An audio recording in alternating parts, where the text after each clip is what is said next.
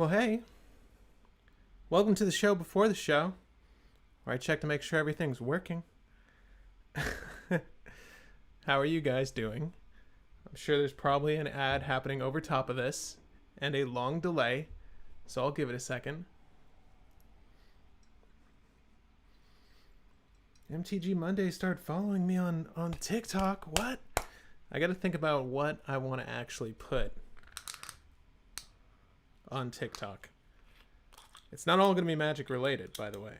I think a majority of the shorts are going to make their way there ultimately, but hasn't happened quite yet. All right. Let's see here. Where are we? Love your shorts, my mans. Thank you. I appreciate that. Hey, Otter TV. Derek was first. Is that true? Is that true, Derek? There's been chat before you got here. No offense, Derek. You can still take the title, though. I don't mind. Huh. Not bad. Finally made it on time, James. Thank you. You can help correct me with the rest of the audience when I put some shit in the deck that doesn't belong, or some non-bow, non-synergy card. Your Shore and KCI combo has helped me out in many games. You're welcome. I'm glad to hear that. Yeah, there's a couple ways you can tackle the KCI combo. That is one that's accessible in Commander, but obviously that combo's existed outside of our format and is pretty long-standing. It's been around for a couple years. You know, a lot of people talk about the KCI combo but don't know how to execute on it in any way. And, you know, depending on your list, like in Teshar, the combo's actually made a lot easier. You know, so you don't have to think as hard when you're executing it, nor line up your actions the same way. But I'm glad to hear that. Yeah, I think some people are confused. It Goes Infinite is referring to the video, not necessarily the actions in the video, although that's been a quirk of some of the earlier ones. But what can you do? What can you do? But guys, while you're here, feel free to ask me anything you like during the show, before the show, because I'm just going to relax and chill with you all before we get to Sithis, because Lord knows, this might be a real trip. I'm anxious to get started on her. I had to refrain, definitely had to refrain from doing anything on Sithis, because I'm just really curious to see if she works. I am drinking soju, and mind you, I'm not... This is a tea cup. A handmade ceramic teacup from Japan. And I don't have any soju glasses, so it's misleading, I know. But yeah, I was buying booze for a recent Brew Wars that's in the digital can, and I wound up buying a bottle of pineapple soju because I had never seen soju in pineapple flavor. So that's what I'm doing right now. You're early. I'm still at the bank. Well, you only have 6 minutes to get back. Yeah, so if you're new to the live streams, I like to hang out a couple minutes before the stream starts. It also gives me a nice excuse to say it was 2 hours if I have to leave early. I doubt I'll have to leave too early today, but I do need to go out and run some errands after this. My day is really just started, sadly. But facts. Reporting in for a bit. Well, thank you, Noboru. Thank you. We need you here. We can't do this without you. And obviously everyone else in the chat, because if you are a Selesnian, we're going to need your help today. Just looked at spoilers today. I'm overwhelmed by how many cool cards are in the set. Spencer, I am with you. Man, there are a ton of really great cards from the set. I'm not going to milk it by making this review in 2 parts, but it could definitely get 2 parts. Let's just put it that way. There's a lot of stuff to discuss. I'm surprised. And obviously they're implementing a somewhat new technique with alternative art using the sketches, somewhat refined sketches that they gave their artist, right, for certain rares, I'm noticing. I'm excited to see that full lineup. I'm not entirely too interested in purchasing those, but the more options there are to purchase, usually that'll drive down the value of like the standard stock of cards. So That'll be good if you're also looking to acquire some of the new staples that have come out from the set, and there are staples from the set. I'm going to refrain from mentioning any of them for the review. If you have a question about a specific card or my opinion on a specific card, feel free to ask, and obviously I'll give you my 2 cents. But yeah, set's looking really good. So far, Commander Legends 2, pretty damn good. Did they need to throw in so many legendaries? Probably not. Someone mentioned Ragavan, the monkey. Ragavan's just the best mana dork ever. Ragavan is just the best mana dork. It is such a pushed card. I mean, when you hear people referring to cards as being pushed, they're speaking of Ragavan. If you don't know who the monkey is, not only does it... I say mana dork because it makes treasure, but it also exiles the top of someone's shit. Their deck. So, you see someone do the Imperial Seal. You know you have mana for the Ragavan in your hand. You've got Chrome Mox. You've got a Mountain. Well, you know what? I bet I know what you Imperial Sealed. I bet I know. I'm going to swing at you by dashing Ragavan, cast your Mana Crypt, thank you, move on with the game. And what's funny in that scenario is that, you know, you're also making that treasure too, so you've like ramped really successfully in this turn. What's cool about Ragavan's dash costs, you know, I said I wasn't going to get into it. Anyways, more questions. Feel free to throw all those questions my way. What's a good Selesnyan commander? Maybe this one. Maybe Savala. Savala is apparently good. Essentially, you use her with like Umbral Mantle and some shenanigans to make people draw themselves out, and then you'd have a way to not draw yourself out. So there's that.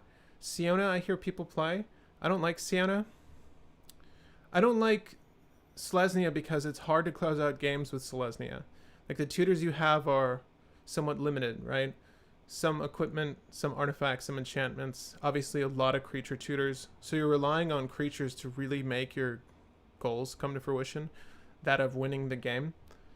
But here, at least we have a value commander. And I gotta say, before we even jump into this, Sythis, she's the only Enchantress we're running. If you want to run more, you can. And maybe we do run at least one more, one that happens to be an enchantment as well. Because it's totally unnecessary. Because if I'm not gonna want, most of them are 2 or 3 CMC if I'm not mistaken, and they have varying of, you know, wording on how you get the draw, but essentially they're playing into your curve for Sithis, and I would rather just cast Sithis. Mind you, she is a legendary enchantment creature as well, so you can get triggers from casting her off of other ones, and maybe you want to do that. It seems like a little overkill. But if any deck was going to do that, then I guess it's this deck. Let's see here. It's funny how people thought Urza Saga was one of the craziest things we would see. Urza Saga is still pretty crazy. It's still really good. But I know exactly what you mean. Because the set, again, pushed with a lot of its cards. Really, really pushed. Really good. And not just for Commander, but obviously there's a couple things that translate well to Commander. Coupled with all the legendaries. I joked about it initially, that I'm like, this seems like a lot of legendaries, and I had people saying, well, you know, maybe they're trying to stave off duplicates, and nah, they're trying to appeal to Commander players. They're trying to no one can convince me otherwise. There's got to be at least 20 commanders or legendaries that can be used as your commander from this set. Am I mistaken? We gotta get the numbers, because there's a shit ton. More than I've seen in any other set, I think.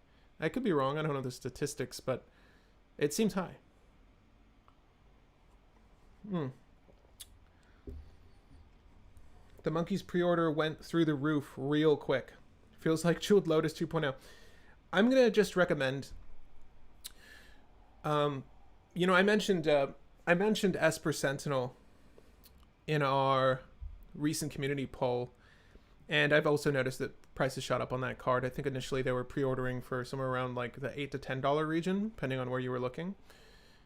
And they've gone maybe triple that cost or more. Just wait. Like, the FOMO is not real. There should be no fear of missing out on anything. The set is going to be printed quite a bit, especially when it comes to the rare cards from the set. You know, don't throw money at those necessarily. This is really how... This is really how those online game stores make their money, right? Just promising on these pre-orders, and everyone gets really excited because everyone's talking about these spoilers, but I don't buy this shit in advance. You know, the only thing, Justin's bought some cards in advance only because he knows of their value. Like Grist is going to go up in value, and it already has from where he pre-ordered it. So there are some cards, you know, not that that's like the newest Ren in 6, but it's going to be a very playable Planeswalker. So he pre-ordered it for that very reason. And, you know, he was right too. He needs it for his cube anyways, so. But yeah, refrain. Don't go crazy. Let's see. Scarab God James. There you go. Someone answering, what is a good Dimir commander? Wasn't the goal for the set that is shake up Modern? I don't know. All the Modern Horizons, right? Oh, Modern Horizons 1 and 2, conceptually, right? We're supposed to shake up Modern. I thought that was the goal. Eidolon of the Blossoms is also an enchantment, Enchantress, but it's 4 mana and only draws a card if enchantment resolves. Yeah, we'll probably refrain from that, you know, even if it plays well into our curve, because I would rather just utilize, and we'll talk about the core strategy in a second. They even did a Planeswalker that can be, yep. Radical Edward, you're absolutely right. Love Cowboy Bebop, by the way. Do you see the bug Planeswalker as something that is breakable? No. Having a hard time evaluating the card. Not in Commander, that is. It's very good, but I wouldn't say it's something great in Commander. Oh, Justin is, I think Justin might be tuned in. So in case you're new to this and you're watching on your phone, there's 2 chat bubbles that say live chat under them. If you tap live chat, Justin, then you can see the ongoing live chat, and you can scroll through it as well. Like, it'll exist as the stream goes on. Okay. Jeweled Lotus went down to like $40 after a couple weeks. So yeah. I mean, I want to say I got my foil one for around like $80, $85. That's not to include tax and shipping and all that fun stuff.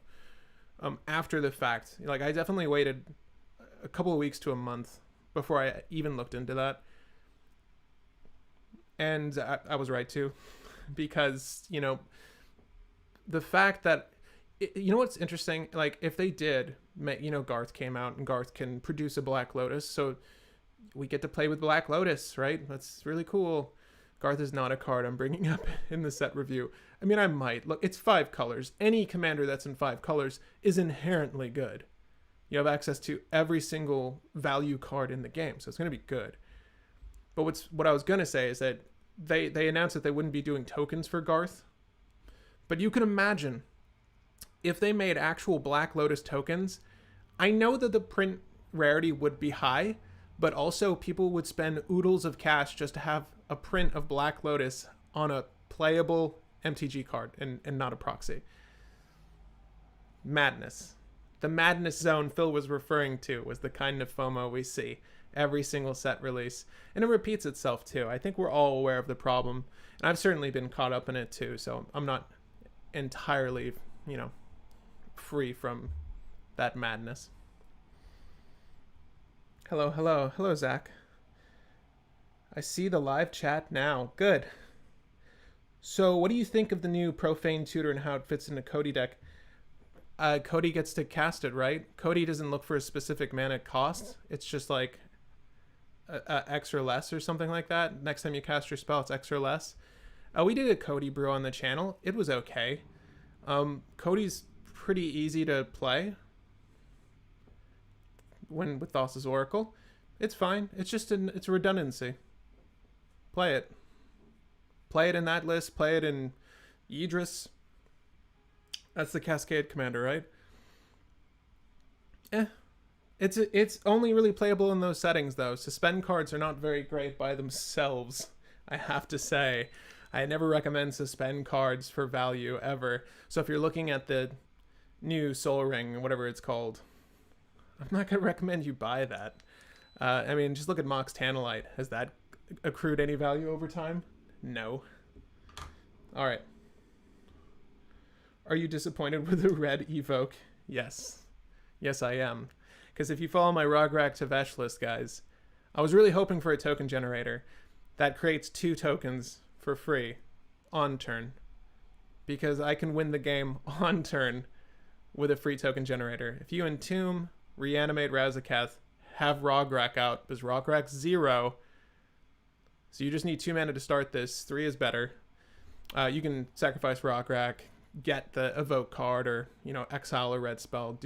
I was hoping for 2 creatures. We'll talk about the combo line when that card exists, but there's no sense in talking about it if it doesn't exist. There is the other one that came out with the with the Force of Negation, Force of something. There's one that lets you make creatures off turn for free. And I guess you could do it with that, but that's... I'm not interested. All right. It's hot up in here. I'm trying to... If you hear that beeping, it's my AC. Okay. Too expensive of a set for me. Well, maybe just play like pre-release weekend and see what you get. Otherwise, if your friends don't care, or you're not playing locally, or you're not in some sort of grand tournament that requires you have actual Magic cards and you just want to play the game, proxy. Also buy cards through the link in the description. But for every other time, proxy. I mean, I advocate for it. I do it on the channel constantly. At any rate, I think we're all here. I think we're good to go. Welcome back to the 99, where we're focused on brewing a better competitive commander. I'm your host, Patrick Marlette, and this is Cold Brew, where I take you from start to finish on a brand new list. And today I have in Sythis, my main squeeze. No, the Hand of the Harvest. Scryfall is notorious for just putting dummy names in, so I don't know if that's the actual name, but Sythis. Sythis is I have to do it this way because over on Tapped Out, the card is not available. It also happens to be in a different language. So, Sythis, Hand of the Harvest, Selesnya, so green-white, legendary enchantment creature, Nymph. I don't know if that's an important tribal. We'll find out. Ryan Yi, brilliant art, 1/2 body. Stop here. The art from this set. The reprint of Cursed Totem art from this set. All of the art has been so good. Like, I love the direction they are taking with their artist, new and old alike. And I really love the art from this set. Whenever you cast an enchantment spell, you gain 1 life and draw a card. Are there synergies for the life gain? Sure. I don't think we're altogether too concerned about the life gain synergy here. It will come in handy with one core combo that I'll, recommend you play with. But otherwise, we're not too concerned about the life gain. Secondly, on that list of effects, the thing we're more concerned with is the draw card. Because guess what? Drawing in the world of Magic is really good. Is a really good effect. So,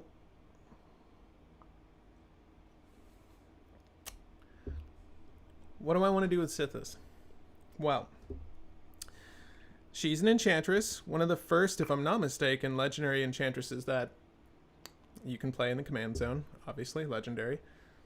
She's extremely low CMC, so you can very easily, Gemstone Caverns her out, you can very easily Elvish Spirit Guide her out, Chrome Mox, Mox Diamond, any sort of effect that lets you get 2 mana off the get-go is going to let you get there. Right? There's no white Spirit Guide. I wish there were. We'll have to remember to add all that fast mana. But essentially, because of that, we can very easily get her down and then start working towards a game plan. So, to me, and if you want to follow along with the list should be linked in the description underneath that TCG player link when you're picking up your packs, pre-orders, singles, wallpaper. I don't know what else they sell. Anything. Yu-Gi-Oh! It's the only other game I know other than Pokemon. Get those all there. But yeah, I'm definitely going to play her for value. Because she's not inherently... She's not a color pie that's great for comboing out quickly. Generally speaking, you need black in your list to really pinpoint accurately, get the cards you need to do the thing. And unfortunately, she's just Selesnya. We didn't get that little touch of black. We're not an Abzan. So, that's okay. We're going to have to rely, and this is something I was mentioning off the bat in the show before the show, Got a lot of creature tutors, have some equipment tutors, have some enchantment tutors, have some artifact tutors, general artifact tutors. So there's definitely avenues of approach to take with this. Now, I was racking my brain over like what is the best infinite mana setup we can do here. And I'm like, I can think of some really neat 2-card combos with Ashaya. I can think of some really cool setups for infinite mana, but infinite mana doesn't really do too much for us by and by, right? So if we had Emiel out, there are setups with Emiel that work for infinite mana with cards like Village Bellringer. There's also classic Tamir Sabertooth setup that you can do. I mentioned Ashaya already. Ashaya with your Wirewood Symbiote, not Wirewood Symbiote, but the two other ones, the Quirion Ranger and the Sylvan Scrib Ranger. Those are great combo cards for this list because anything that's going to tap for excess mana makes, well, just that, excess mana. And then you'd be able to use what to draw through the deck, right? And in an ideal setup, you would be able to use Sythis. And again, Sythis is not on tapped out yet. But Sythis with any sort of enchantment creature, because all these things are bouncing creatures. Like Emiel bounces a creature, unfortunately. The Scrib Ranger and the Quirion Ranger can bounce themselves, but they're not enchantments, right? Unless I'm mistaken about Scrib Ranger. And the other setup with Tamir Sabertooth, again, only bounces creatures. So we would need a creature enchantment. Whenever you cast an enchantment spell, well, she's not going to see herself if she's not in the battlefield, right? So we can't use her to draw through the deck. So you'd need an enchantment creature out. So that's a lot of moving parts. And I'm like, well, that doesn't seem altogether too logical to me. I would rather find a different way to storm. So I'm contemplating using, obviously, this is more than a contemplation. We're going to use Heliod Suncrown, who's on the screen now. So 2 generic, 1 white. Legendary enchantment creature. All your gods are enchantments. So maybe we look into more god synergy. But 5/5 body indestructible. None of this matters. Heliod, if you haven't seen Heliod before, I've done a deck on the channel. Plenty of other people have done decks on Heliod. It combos with Triskelion and Walking Ballista, which we also have here, right? So you can give Walking Ballista lifelink with Heliod's last ability, and then Walking Ballista can ping someone with a 1/1 counter, and you can continuously do that.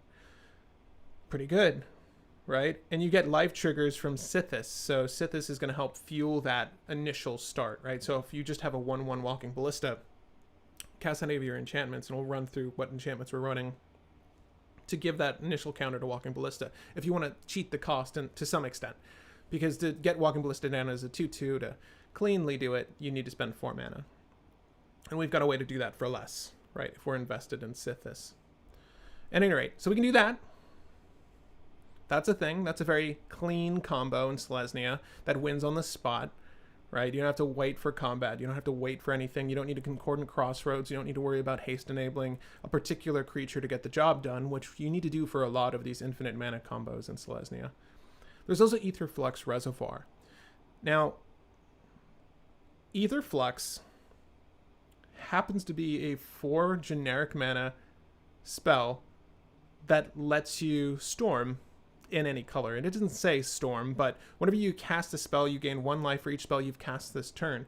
And there's fun ways to cheat around that trigger, right? You can add triggers on top of that to rack up more value on that top effect. So like if I've cast a spell this turn, I cast another spell on top of that, instead of gaining just the 1 life from that first spell, when the trigger goes off, it'll consider it and the spell I put on top of it. So you'll gain 2 life here, 2 life here.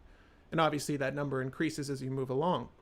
So with 50 life, when you pay that, you can blow someone up. Right? I mean, that's how this functions. Obviously, 50 seems excessive, but it's perfect.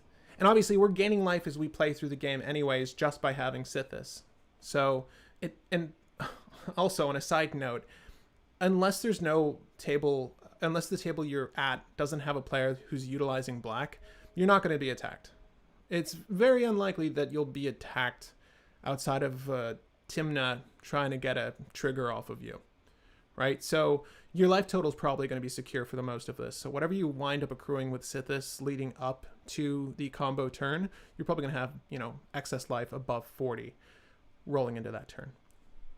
Hope that wasn't too much to just dump on you. I just regurgitated a lot of thought I've had for this list. I've spent a couple of hours thinking through infinite mana combos, and I don't think that's the right way.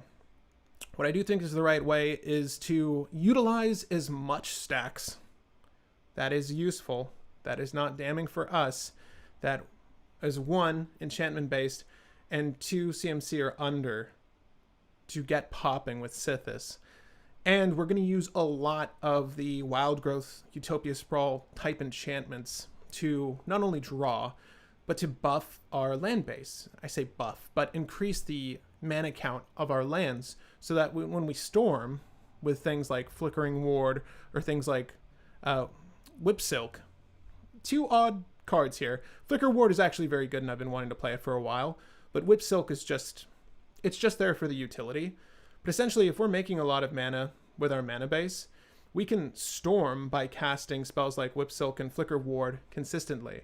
We have cards like Emergent Zone as well to give ourselves flash, so we can just Flicker Ward, Flicker Ward, Flicker Ward, Flicker Ward on top of Aetherflux Reservoir after we've drawn quite a bit. But the idea being, we're going to make a lot of mana, not infinite, but a lot during our turns to effectively storm on our turns and pull into decent situations. So a lot of this list is going to be controlling with stacks and obviously interaction. Unfortunately, we don't have blue here, so we're not going to be able to counter measure a lot of situations. But we're going to manually storm into the perfect turn. What's nice about having Sithis is that any sort of enchantment stacks effect we're using is going to replenish our hand as we go along, right? So like the Root Maze of the world, the Blind Obedience of the world, all these things are really going to be helpful moving forward. And we might even use effects like Stony Silence. We're going to utilize fast mana off the get-go to get the ball rolling on our game plan, but later on we're ill-concerned with using our activated abilities. Obviously, if we're drawing, we're going to need to dismantle certain things like Null Rod or Stony Silence because we win with artifacts. So it seems counterintuitive, but most of the game wins with artifact-based solutions when they're storming. So it's tough to not play against that, right? So Collector Oof, things like that, we can discuss as we go along. I'm going to try to play as much stacks that does, you know, play around. Rather, we're going to try to not play those effects, but they are kind of the best in cEDH. Not a lot of lists can run Null Rod effectively without hurting themselves, but we'll see. I'm hoping to pack in a lot of removal here, so if we do stub our own toe, we can deal with our own shit. Does that make sense? And odds are likely someone's going to just remove it for us at some point. Anyway, I'm going to try to catch up with you all, because I just said a lot. Oh my god, so many comments. So many comments. I'm going to stop right here. Let's add Sterling Grove, Protection, and Tutor. Hey Fabian, hello, and happy brewing. So yeah, I'm going to go ahead and pop open the list now. Actually, you know what? I lied. I do want to look at our land base with you all. So I like to start here. I like to end here. Sometimes we don't need to revise this at all. The one odd man out here is Yavimaya, Cradle of Growth. Obviously, this is also not on our tapped out page yet, but it will be. But it's essentially Urborg for Forest, right? So if you haven't seen the latest spoils, I think this came out yesterday or the day before that, but essentially it makes all lands forest to include your opponent's lands. So it's good color fixing for us. But other than that, we may or may not need it.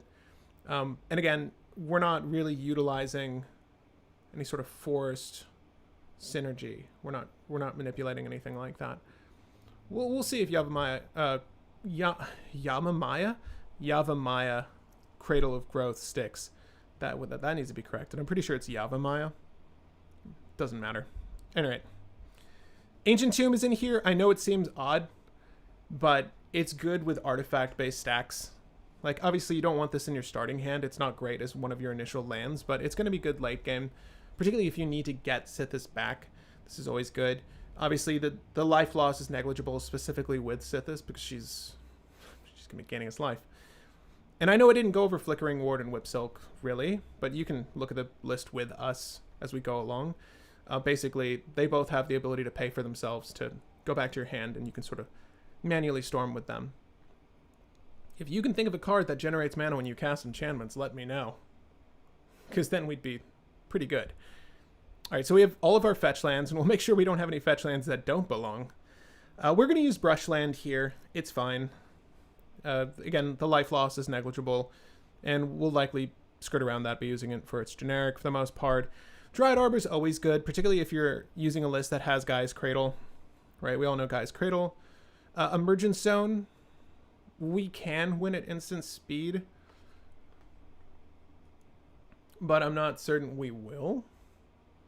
But it's more of a setup with like Heliod on the battlefield. You'd cast Walking Ballista, pending enough mana, you do the thing, right? So we like Gaia's Cradle. We really like Nykthos Shrine to Nyx because we're going to be using a lot of permanence. And if you don't know Nykthos Shrine to Nyx, it relies on the devotion of your board state to add mana, equal to that color of pips. I don't know if I explained that perfectly, but Nykthos Shrine to Nyx, oldie but a goodie. It's kind of gone up in price, so I don't blame you if you don't have it. I'll just point out the interesting lands here. Hall of Heliod's Generosity, obviously very good. We're going to be using, again, enchantments that are stacks-based, so if anyone removes them, we can use Hall of Heliod's Generosity to bring it back to our, hand. It goes on top of your graveyard, but you can do this at instant speed, so you can use this off turn to put whatever you wanted from your graveyard back on top of your library, draw it for the turn, or use something like a Horizon Canopy, or I guess if we have any flash enchantments, we can draw off turn. But lastly, the one I want to talk about is Serra Sanctum. I'm not certain how great Serra Sanctum is going to be. It's ramp, and I don't know effectively how many enchantments we're really going to have outside of Sithis. So this is always going to tap for a plains. I think at best it's probably going to tap for 4 to 6 in a given game. If we're doing our job of slowing things down, I think it'll be good. So, Serra Sanctum. There it is for you. There it is for you. Riftstone Portal for Mana Fix and Elvish Reclaimer for Crop. Riftstone Portal is cute. I don't know how frequently we're going to be able to get that into our graveyard outside of like a crop rotation setup. If you guys don't know crop rotation, sacrifices land, search your library for land, put it onto the battlefield. I saw Riftstone Portal. I just didn't want to add it. I've never had it successfully do the trick. And this list, there's no anything to put cards immediately in my graveyard, like Rummage effects, Loot effects. Those aren't seen in Selesnya. We don't have any sort of Entomb effects. There's no great way, again, to get Riftstone Portal. I mean, they really put Riftstone Portal in the colors that did not have support for Riftstone Portal. Maybe we strip mine our own shit and we do it that way, but, crop rotation, that magical setup, one land out of 30 lands, and hopefully we have crop rotation to go into our Gaia's Cradle, most likely, and our Hall of Heliod's Generosity here. It might be useful. I don't know if that's going to make the cut in my book, but obviously you can put it in your list. Am I planning on reviewing the rest of the set? Of course. Of course. I think it's all been spoiled, right? So this weekend I will.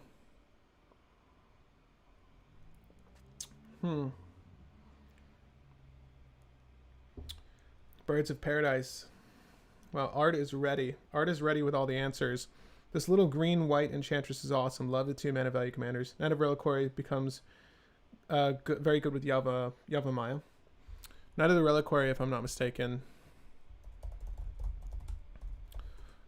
She's the one that you can sacrifice lands. Sacrifice a forest or plains. I like this synergy.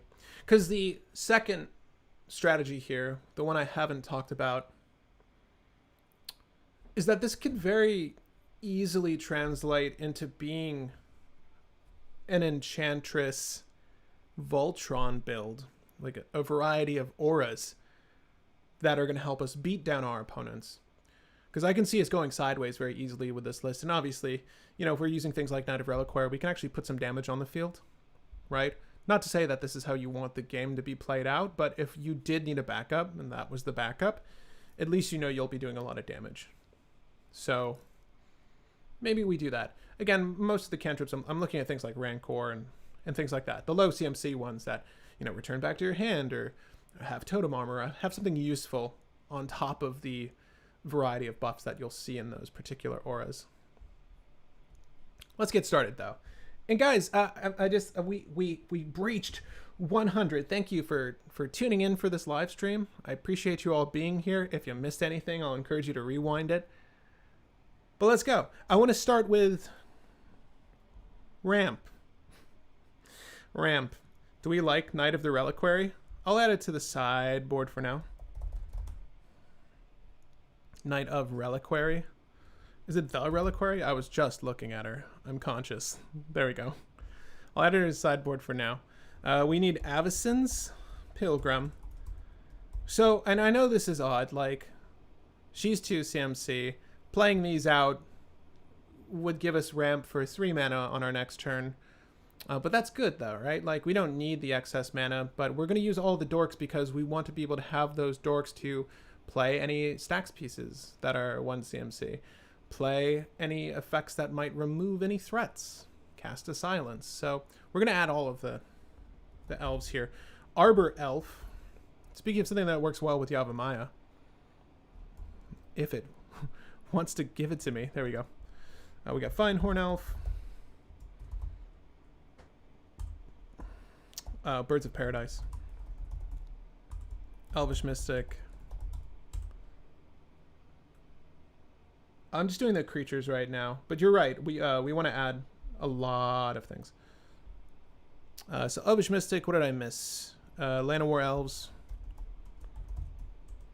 And who knows if they all stick, I gotta say. Like, this might be too much redundancy. Like, Arbor Elf might be a bridge too far.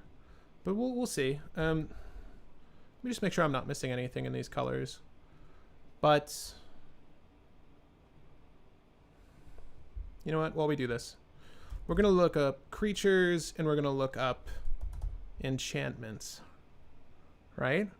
This allows us to look up both at the same time, or if there's a combined creature enchantment.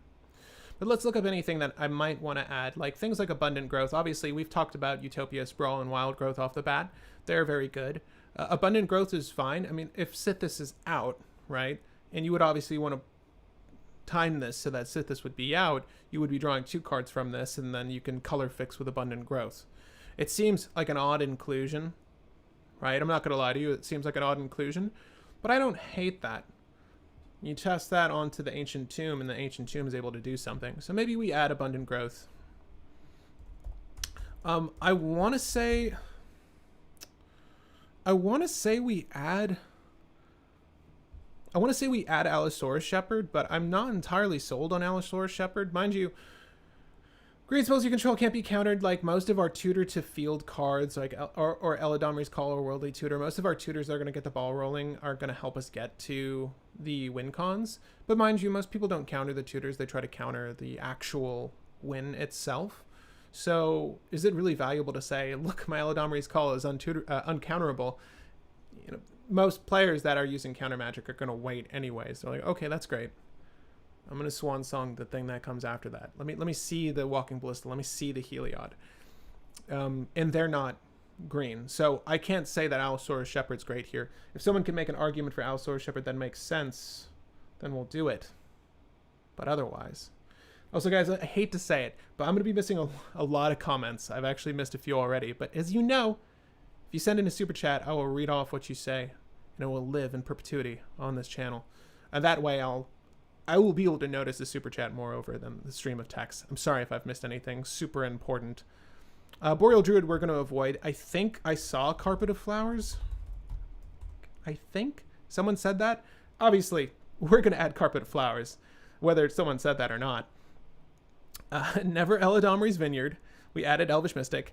So now Exploration's really good because, you know, this and I think someone might have even said Burgeoning earlier. We're going to add Exploration for sure because our goal is to just draw a shit ton of cards while we slow the game down, right? So Exploration sounds great.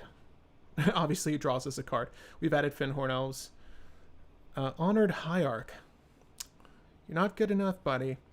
Each creature you control can block an additional creature. Less useful. Jiraga Tree Speaker, that is one we're not going to use. Normally I love her, not here. Just glancing over all of these, and I've given these all a look earlier, but did I add Abundant Growth? Let me know. I want to take a second. Do you like Abundant Growth here? Color fixing, 1 green mana to draw 2 cards. Do you like Abundant Growth? And I'll tune back in once I see some responses on that one. Oh yeah, so Utopia Sprawl, Wild Growth.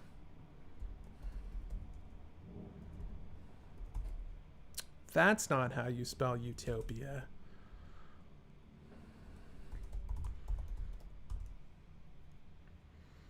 Mana Bloom, Destiny Spinner. Is Destiny Spinner ever a good play? We can probably play Destiny Spinner here. This might be the one list that I like, Destiny Spinner. And we'll get to her when we get to her. She's not really something I'm concerned with right at this moment. I'm going to add Abundant Growth to our main board for now. It seems like there's enough yeses. I see a big yes from someone. I see a nah. Zach says nah. Jack says big yes. Okay. I'm curious to know why. It doesn't feel like it does enough, though, right? Like, I don't blame you for thinking it's a shoddy card. Because generally speaking, it's not something we're really itching for. But with Sithis, it's great. But mind you, you're probably holding it for the Sithis play. Like, you want to draw 2 cards off of it. So, it's an oddity. It is an oddity, to say the least. Alright, we don't want to go much further than here, but whenever Enchanted Land is tapped for mana, its controller adds an additional mana of any one color. So things like Fertile Ground, I'm actually going to use. Things like Gaia's Touch, we're actually going to use. Can someone rules...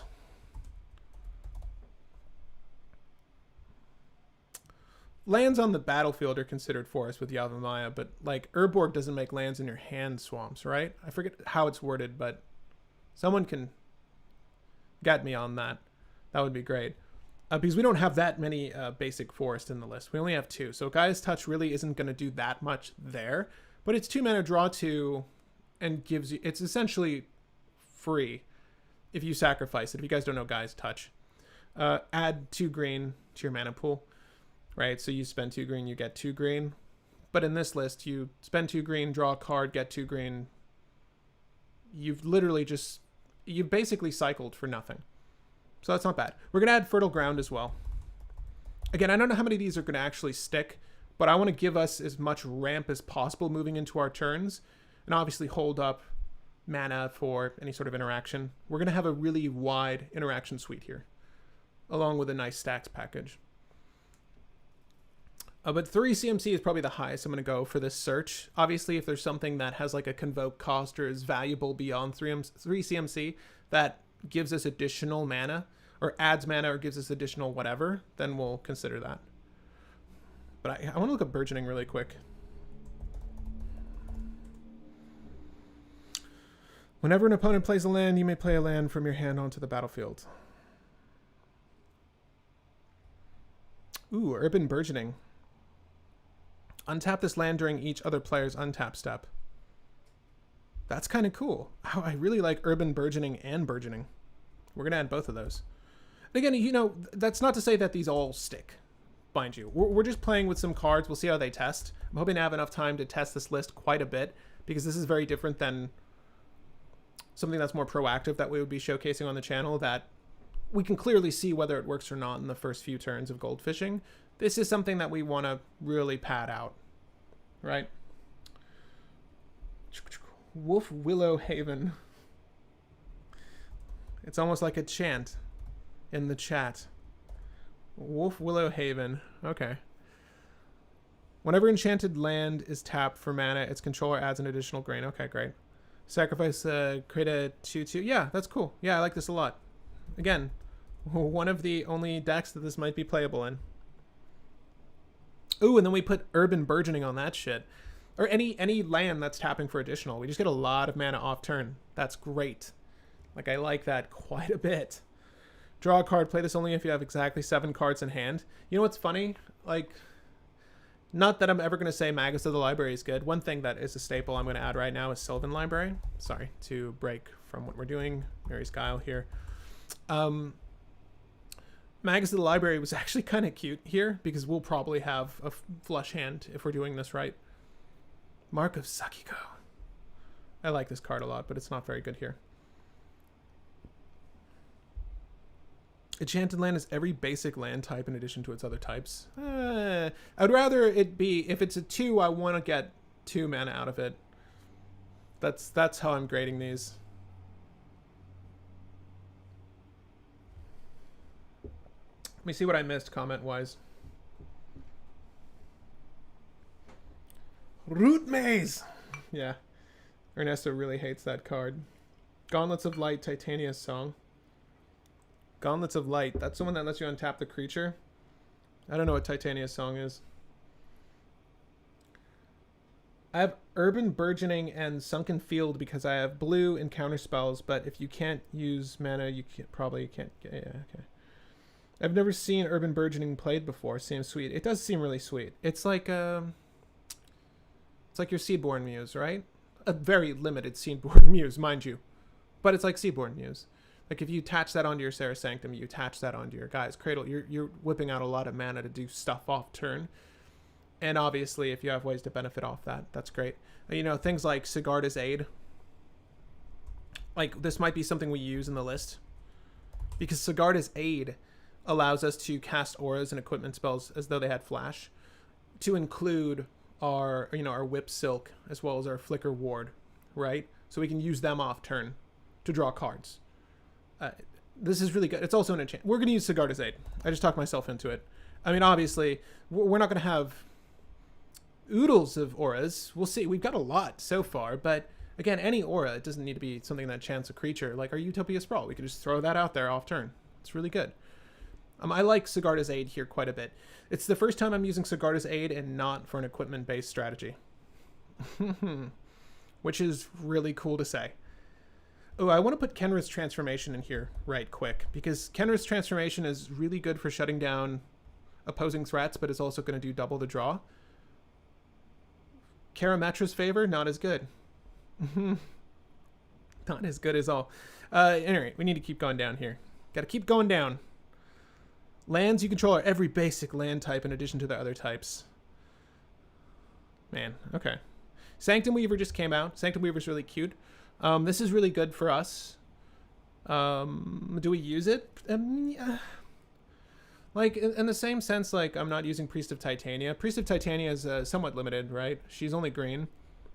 Sanctum Weaver is obviously a little bit better. Do we like Sanctum Weaver? Obviously, this is good ramp. You know, we've wanted ramp. She's an enchantment.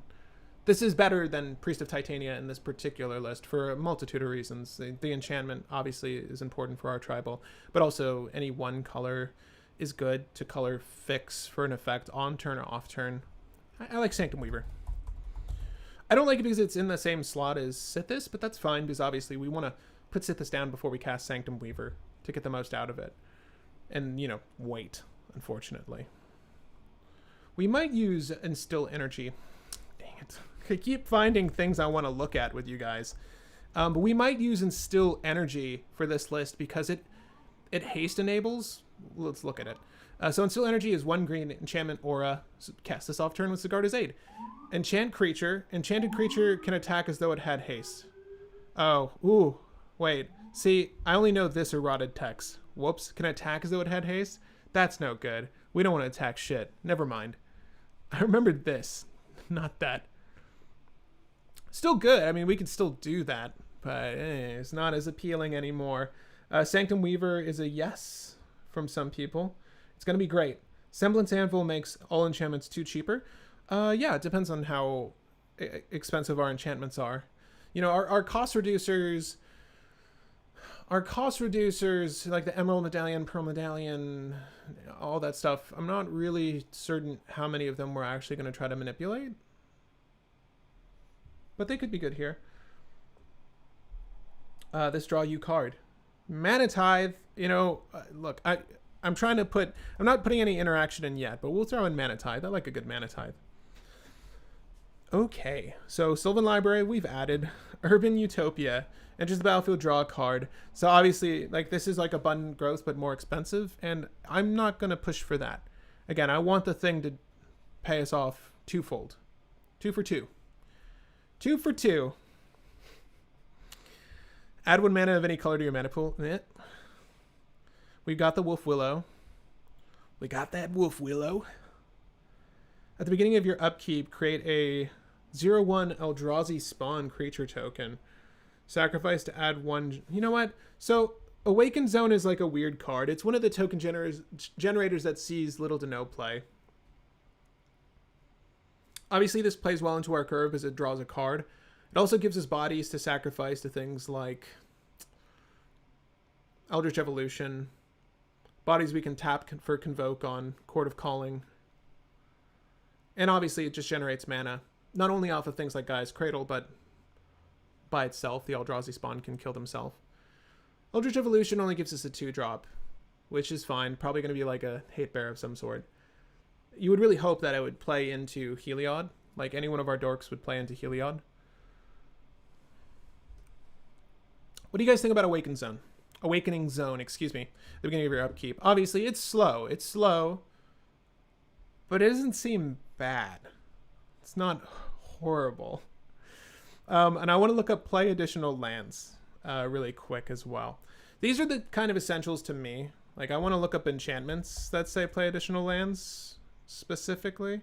We can just say play additional. Let's do that.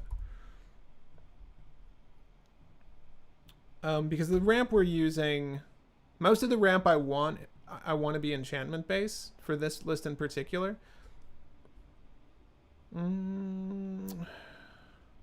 Explore is cute, right? I might use Explore in this list. We'll see how it plays. Again, you know, not certain how many of these are going to stick.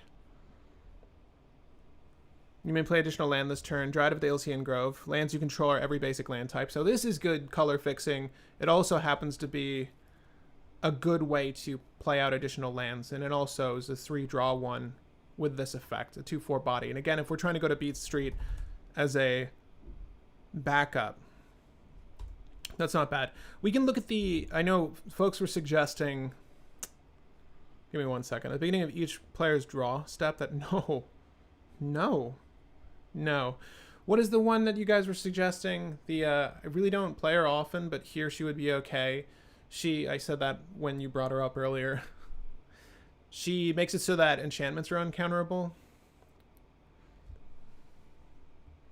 What is her name? Sanctum Weaver, Staff of Domination, Phyrexian, Unlife, Enchantress. Jack, you're saying so much. I believe you, though. Some of these sound good. Sterling Grove is something we're going to add, though. I saw that. Obviously, Sterling Grove was made for this list. If you guys were wondering, if there was a list for Sterling Grove, it's this one. All right, guys, we got it. Who got there first, though? Zach. Zach got there first. Destiny Spinner, you're the best, man. Zach is the best. Honorary Brew Babe. That doesn't happen every day.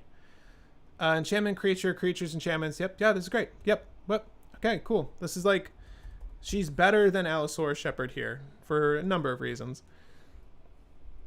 Okay, so let's hit skip validation. Anytime there's a new card, we need to do that. And save and continue. See what our list looks like now. So many slots are available now. I don't know how we have 2 abundant growths. Let's make sure that's the only thing that has a duplicate that's not a basic land. Okay, let's save and continue again. Alseid of Life's Bounty. Yeah, so... Okay. Here's the last scan we're going to do, guys. We're going to look up enchantments. Exciting, right? This is why I'm keeping you up tonight. I want to look at enchantments with you. So that we can discuss which is valuable. And Alseid of, it's right there. It's an enchantment creature. If you guys don't know what this is, it's really cool because it offers protection to creatures or enchantments for a cost. So you can use it as soon as it's put down. So it's like a quicker Mother of Runes with, you know, one more target. Very good. Alcido Lies Benny, I like this a lot. Yes, we're going to use this because it's immediately playable. It's immediately good for the list. And again, I want to look at more value-added enchantments like that.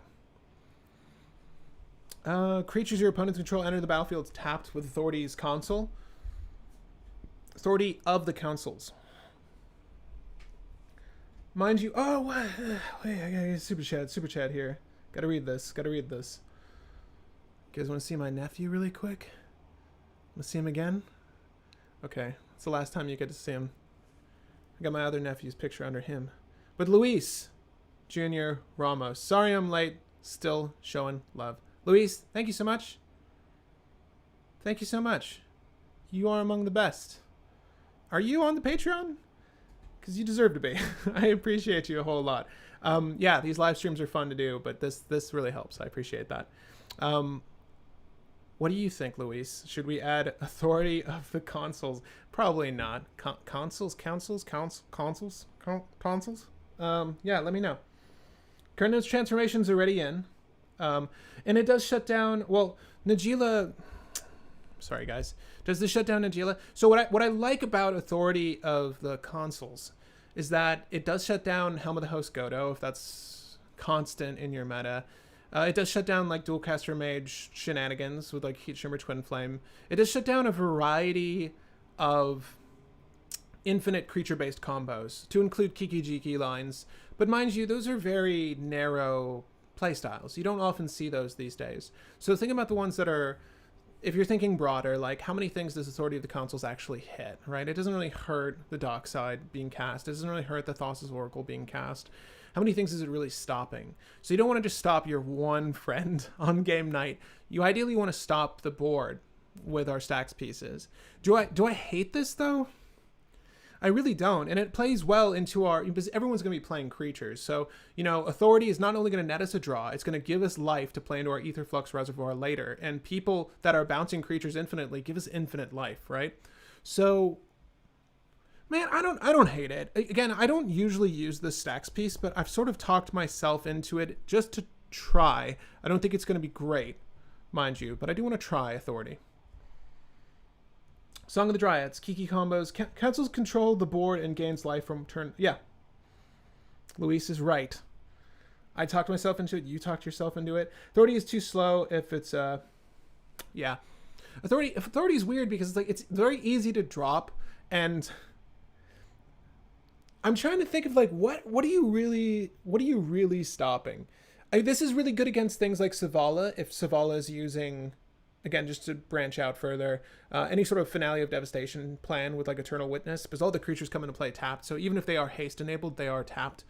You can use your untappers, I believe, to get everything untapped. It's just adding an extra step in that setup, right? So unless you get rid of the Tamir Sabertooth, but then like you should have stopped the combo already. Well, we'll see if it plays. Again, I'm not 100% sold on it. We've got Burgeoning. We've definitely got Burgeoning. We've got Carpet of Flowers, in case you're wondering. Cowed by Wisdom. I love the art. I wish it were more playable. Gauntlets of Light is your freed from the real with Sanctum Weaver, and Titania's Song wipes out all treasures. I'm going to look up Titania's Song really quick, because you've mentioned this already, Andrew. I love the art, by the way. I've seen this one. What drag queen does this remind me of? Each non-creature artifact loses all abilities and becomes...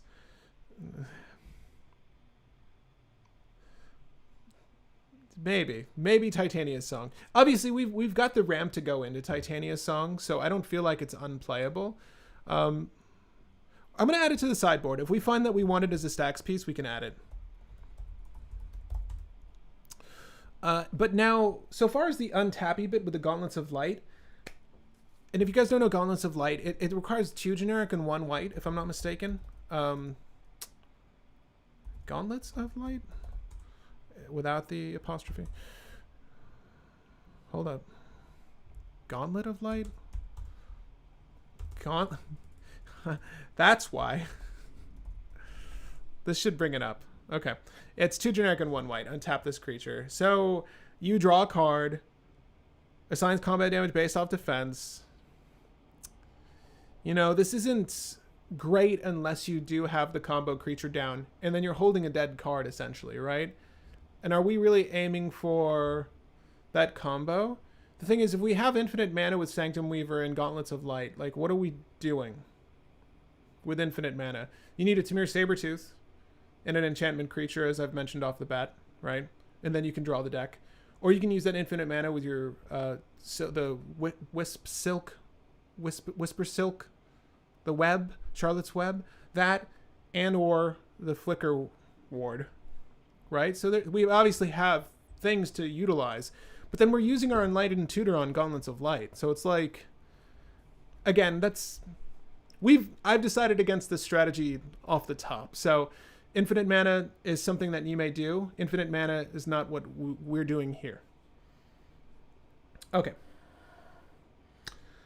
Been working, but is Heliod combo in there? Yes, it is indeed. Can't have volume on at work. Oh, okay. Yeah, Heliod is in there, Trent. You stop every infinite creature combo. With what? Oh, with authority. The seals can be good. 2 mana. Okay, you know what? We are going to... I'm sorry if I'm missing any sort of crucial comment on this list, but I want to go ahead and just take a gander at these enchantments, and we're going to roll through here really quick. And so someone's saying that the wards would be good. These wards right here. The seals can be good. Oh, the ones you break. Okay. Different. Deafening Silence. Deafening Silence, anybody? So we're using 2 creatures to combo out, right?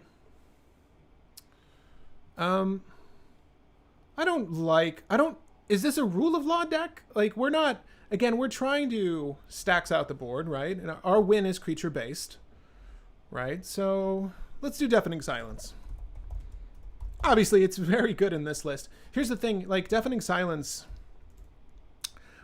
I don't know that we wait to cast it, because you kind of want to get Deafening Silence down early. It's very good at stopping shit. Wait for the next Brew Wars. Hint. But you want to put that shit down immediately. So, yeah. What I'm saying is I'm not going to wait for Sithis to cast Deafening Silence. We're casting Deafening Silence, with or without her. Oh, can I use Fastbound? Is that possible? can we use this card? Why does no one play this card? What amazing art. Nils Hom? Yeah. Sadly, all of the cards I give Nils are either unplayable or banned. So while I love the art, unfortunately not playable. Font of Fertility. Search your library for a basic land, put on the battlefield tapped. That's kind of cute. Font of Fertility is your Wayfarer's Bauble, but it draws a card. And everything. I could do that. Unless you guys want it, I'm not going to do that.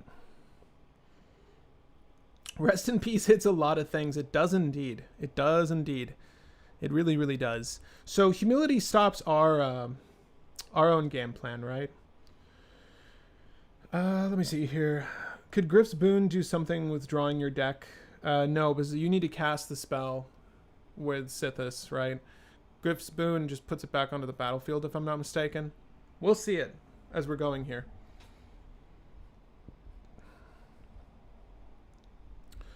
It's funny, these wards, I don't mind. You know, you just gain protection. It's 1 mana, draw a card, gain protection. It's clearly not a good card, okay, but I like them. I'm just saying I like the wards, okay? Hopeful Eidolon. There you go. There's your creature that you get to bounce. Instill Energy. So Instill Energy...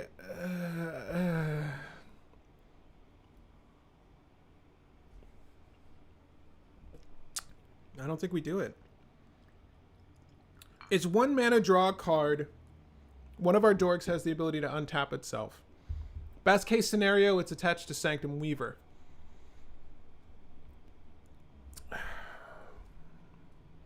If I find myself wanting Instill Energy in the list, because again, the haste is only for combat.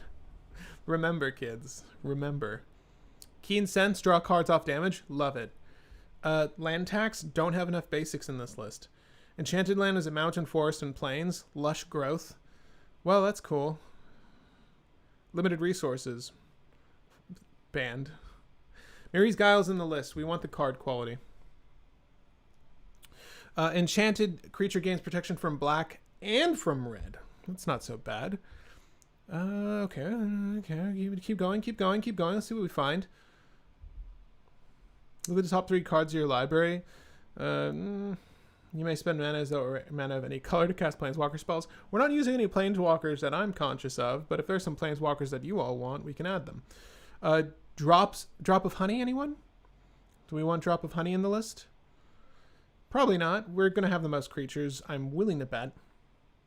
Do you have Finale of Devastation, Nessian Boar? With infinite mana, it can be... Well, we're not doing infinite mana here, though. I'm not going to do infinite mana. Again, you can add infinite mana lines, and we discussed a few off the bat, but I'm not doing any. Root Maze we're going to add. Root Maze. We're definitely going to add. Seal of Strength. These are the seals we spoke of.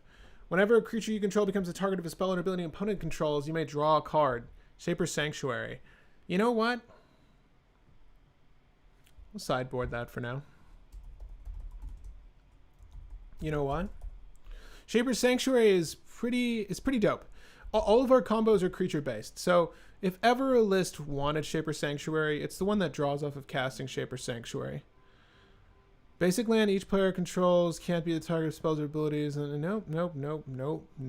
Sigarda's Aid we have on the list already. Dawn Evangel, Blind Obedience. Blind Obedience is definitely going to go in. And I'm going to go ahead and just skip the line here and put Blind Obedience in because that is quite good for the list.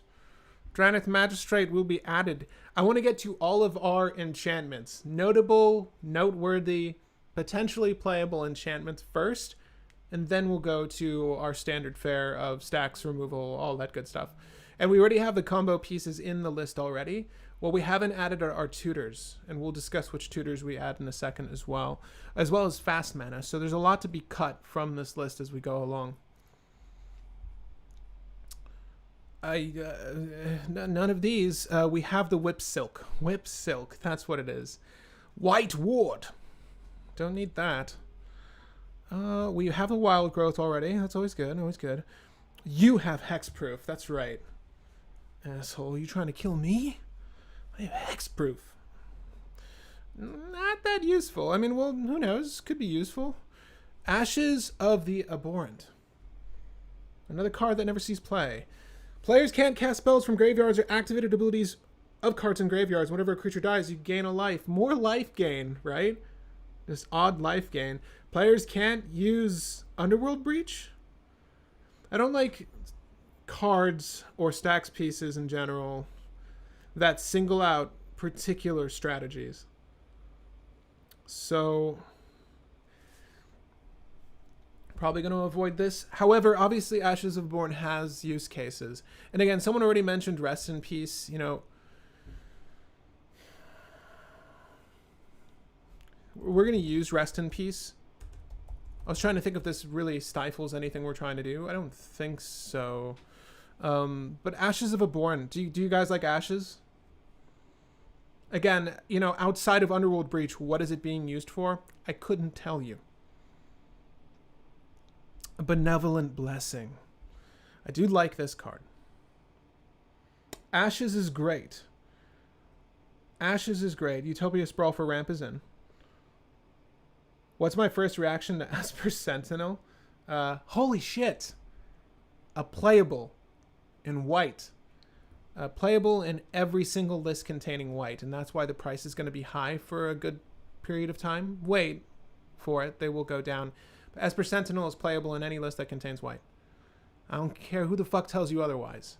Listen to me. Buy Esper Sentinel when the prices go down. Buy it from the link in the description. You'll be thanking yourself later for that. And it's really good because drawing cards is good. It's a very good turn one play, and every list that contains white should be playing. I can't think of very many cases where you don't want to be playing Esper Sentinel. We'll talk about more about that card later. Huh. Not high on any of these enchantments. Circle. The circle cards. I've never really... No, we're not going to use them. Compost is really good value. It really depends on your meta, but most people... There's usually 2 blacklist at any one table. We can add Compost here because Compost just has inherent value. 2 mana draw 1's not great, but obviously you're going to draw more when people are playing their own tutors. Yada, yada, yada. We can add that for now. Who's to say it sticks? Not me. Not I.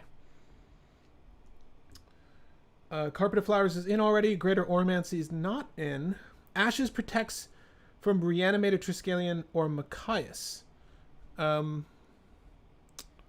Creatures, you can't cast spells from graveyards. I don't know if it does that. I might be mistaken. Darksteel Mutation. So we have Kenra's Transformation in the list, which is essentially doing what the card you suggested is doing, right? This one right here. Do we want both? Obviously, it's nice in this list because you draw a card. You draw a card from it. I'm going to refrain for now. I think I kind of want hard removal. I definitely want hard removal. So we're going to look into that in a second. Oh, you know what we do need? Survival of the Fittest. That's a good enchantment. I've heard that's a good enchantment.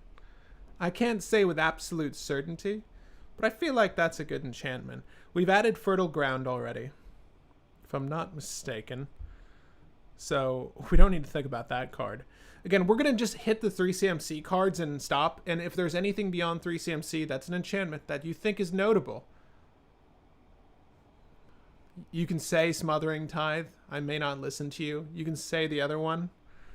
Then we'll add them.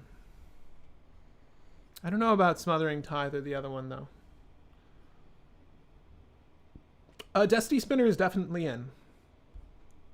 Ground Seal was suggested earlier.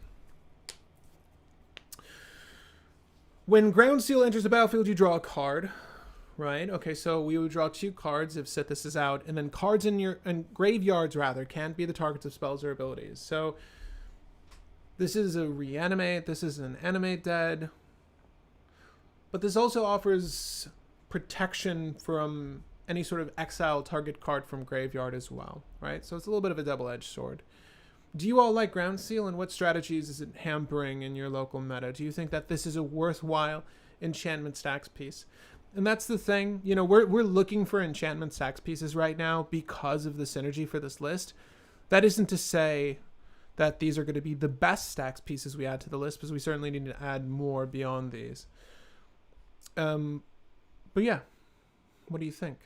Luminarch Ascension puts too big of a target on our head, although we certainly can use it. Magetta's Boon. Damn, look at that art. That's some sick-ass art. That's some Conan the Barbarian shit right there. Okay. I'd rather run Ashes over Ground Seal. I think we put Ashes in. Am I mistaken? I'm sorry. Did I put it on the side? Did I not put Ashes in? Stop. Stop. I would. We're going to add Ashes of the Abhorrent. For now. For now. We will see if it stays. But I like it quite a bit. So I want to test it. Night Soil.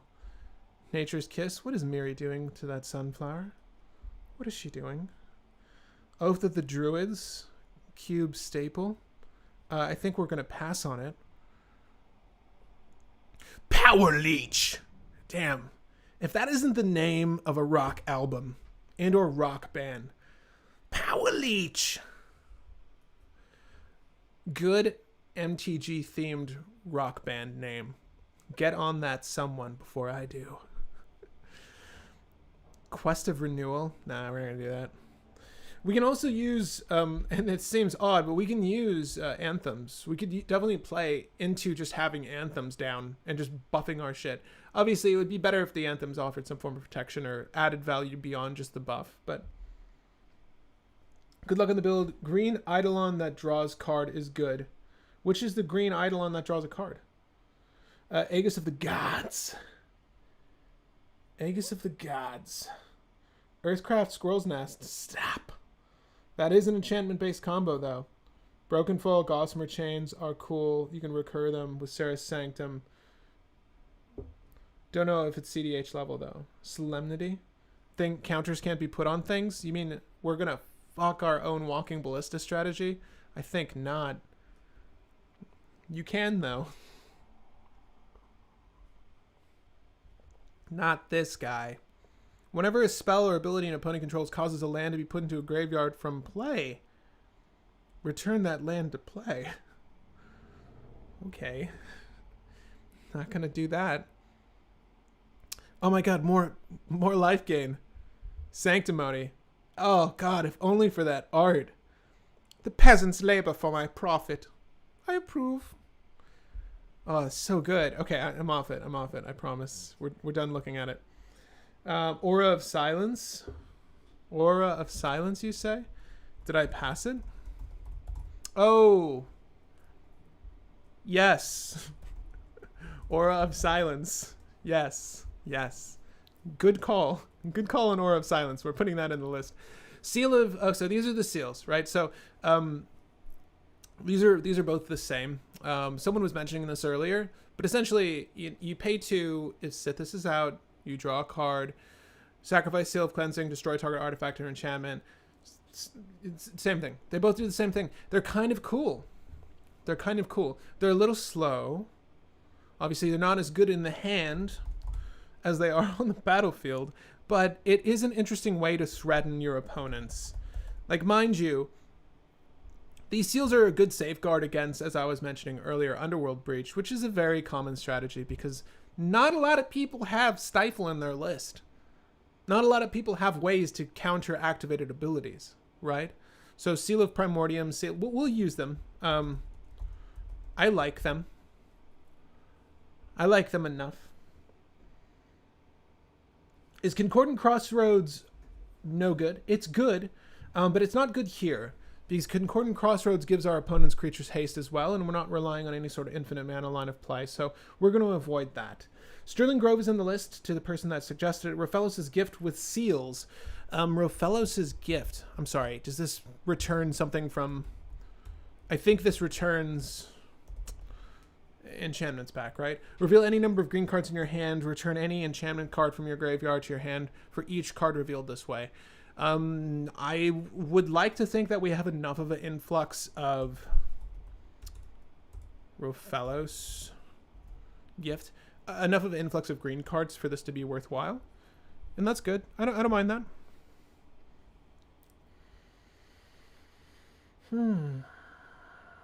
I don't know how many creatures we have, but maybe Aura Shards. I think Aura Shards is 3 CMC, correct? I believe we're gonna get there in a second. We'll take a gander.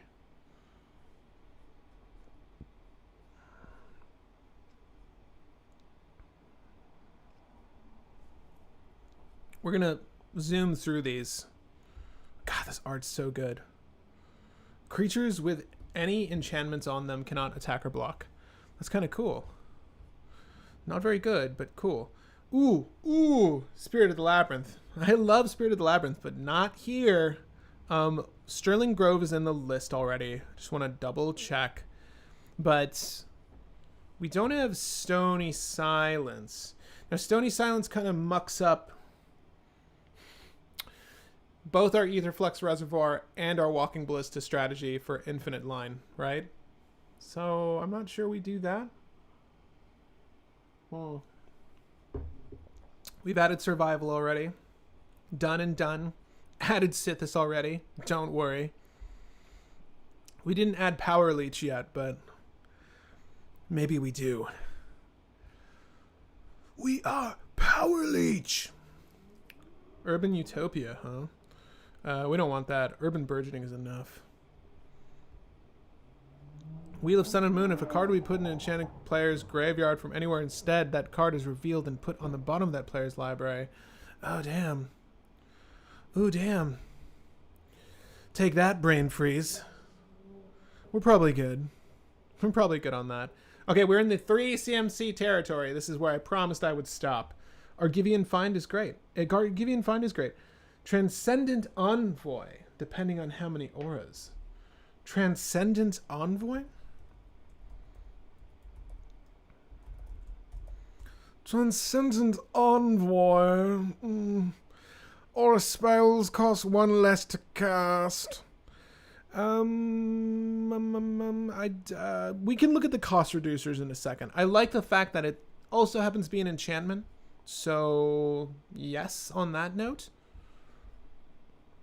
Armadillo Cloak. Right. Yes, everyone is on that armadillo strategy. Here's the aura shards we've been speaking of. I didn't catch anyone's opinion on Awakening Zone, by the way. Is it just me? Am I the only one? Aura shards is fine, though. You destroy shit. I've never seen it in a cEDH setting. It seems a little overkill. And if it were out, I feel like most people would try to remove it. Seems okay. I mean, who are you really picking off first with that one? That's the question. All right, guys. This is the. I'm gonna say we've missed the halftime here, but this is halftime. Hit me up. What do we need? What do you want? I'm gonna look strictly at the comments here, so I can get in any cards that you think are juicy, flavorful, perfect for Sythis, the Enchantress. Bing boom bang, special. Is that what I titled this video? I forget. But I'm looking. I'm looking now. What do you want? What do you want? Grasp of Fate for 3-for-1 removal. That is a Zur favorite. I'm not sure. Grasp of Fate, Reprobation, Periphery Nodes, Rancor, might be. Bro, Colossus Dreadmaw. I agree with Colossus Dreadmaw, actually. I don't know why I forgot about that one. Eidolon of Blossoms. Now, Eidolon. That sounds like an enchantment. Ooh, expensive, girl. You expensive. So she's pay 4, draw 2, almost harmonized. Whenever another enchantment enters the battlefield under your control, you draw a card. That's okay. Do we want this? We'll look at the enchantresses in a second. As a matter of fact, we might add one. I don't know if it's that one. Colossus Dreadmaw. Don't knock it till you try it, man. It's one hell of a drug. Cryptolith Rite. Calming Verse. Calming Verse. Gabe says up to that. Maybe? Or maybe something else, but we're going to look at it.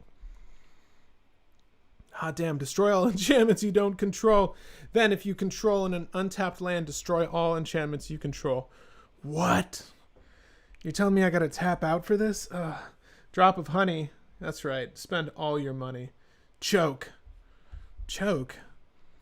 Yeah, you guys are in some kinky shit. I don't know if I'm going to play Choke. Sarah's Ascendant is a D1 drop. Sarah's Ascendant's cute. Yeah. Well, it has lifelink, right? Sarah's Ascendant? Yeah, this one. Yeah. We'll add Sarah's Ascendant. Sarah Ascendant. Did you see that? Did you guys see that? Sarah Ascendant. What I love about the MacBook Pro is the little touch button that will oftentimes turn off your screen. I'm curious if it showed up on your end. But yeah, I hate that shit. Who else has a MacBook? And that just happens consistently.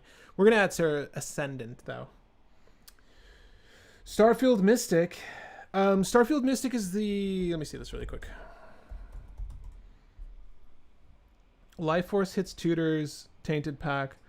Life Force is the expensive one. Let me look at Life Force really quick. So Starfield Mystic is a human cleric. Enchantment spells cost 1 less to cast. Whenever enchantment you control is put into the graveyard. Let's do this. Cost less. We'll do cost less, then we'll do draw and enchantment in a second, okay? Abundance, I want to say, is already in the list. Don't kink shame us.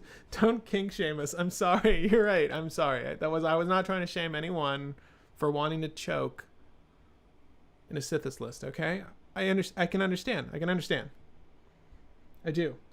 Tsunami, destroy all islands. Hell yes. Speaking my language. I think that we won't, though. We don't like getting blue spells cast against us, but we love seeing blue spells cast against our foes. That's a fact. Okay, so we're just going to look very briefly over the cost reducers. And that Jason Engel, man, your art is so good. Why did they give you this card, though? Not good enough, that card. Oh, damn, that sucks. What else? We've been suggested this one, right? So it doubles down on the enchantment business, because it happens to be an enchantment. It reduces our auras. I like that more than the other one. Eldritch Evolution. We haven't added our tutors yet. Don't worry. We're going to get there right after this. This god isn't an enchantment. The fuck is up with that? What is up with that shit? Okay. Overgrowth. Overgrowth turns your lands into Lotus Veil Light. Lotus Veil Light? I have not had this beer. It sounds okay. It sounds really good, yeah. Enchant land. Whenever enchanted land is tapped for mana, its control adds. So we have all the 2 CMC ones that do this, is my thing. So I don't know if we're going to go 3 CMC. Also, I really want to quickly look at... What is the name of the new... God, it was earlier on. The new artifact, hate piece. Is it useful here? Is it useful? Hold up.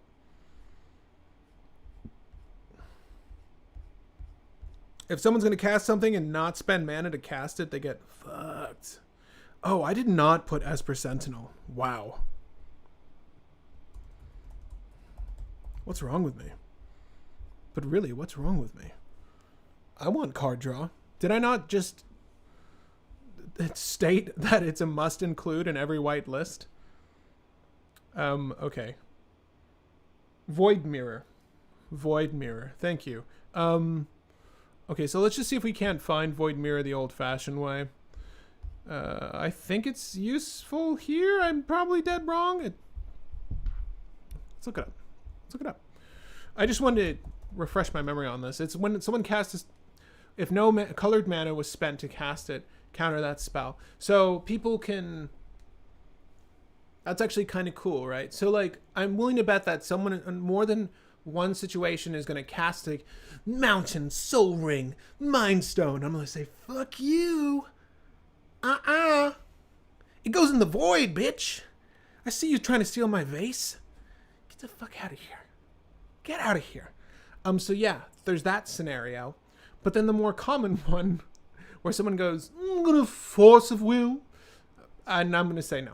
So that's kind of cute. How many 0 CMC spells and or alternatively free spells and or are we going to fuck up ourselves situations are we going to run into? Voidbear is quite good, right? And we're not trying to storm in the traditional sense, like I say traditional, like the modern sense of Underworld Breach, LED, bleh, dear, gonna ad nauseum. I'm going to go bleh, Mox Opal, I'm going to bleh, Mox Diamond. And then all of those things are countered, right? So I think Void Mirror is actually quite good here. Obviously, we're going to try to play out our fast mana prior to this, and I don't think we're going to have that much. So, Void Mirror. Void Mirror stops a lot. Also stops Force... Yeah, Force Pact, all of that stuff. Void Mirror turns off 0 rocks, and all free counters, protection... protection from Adnaz.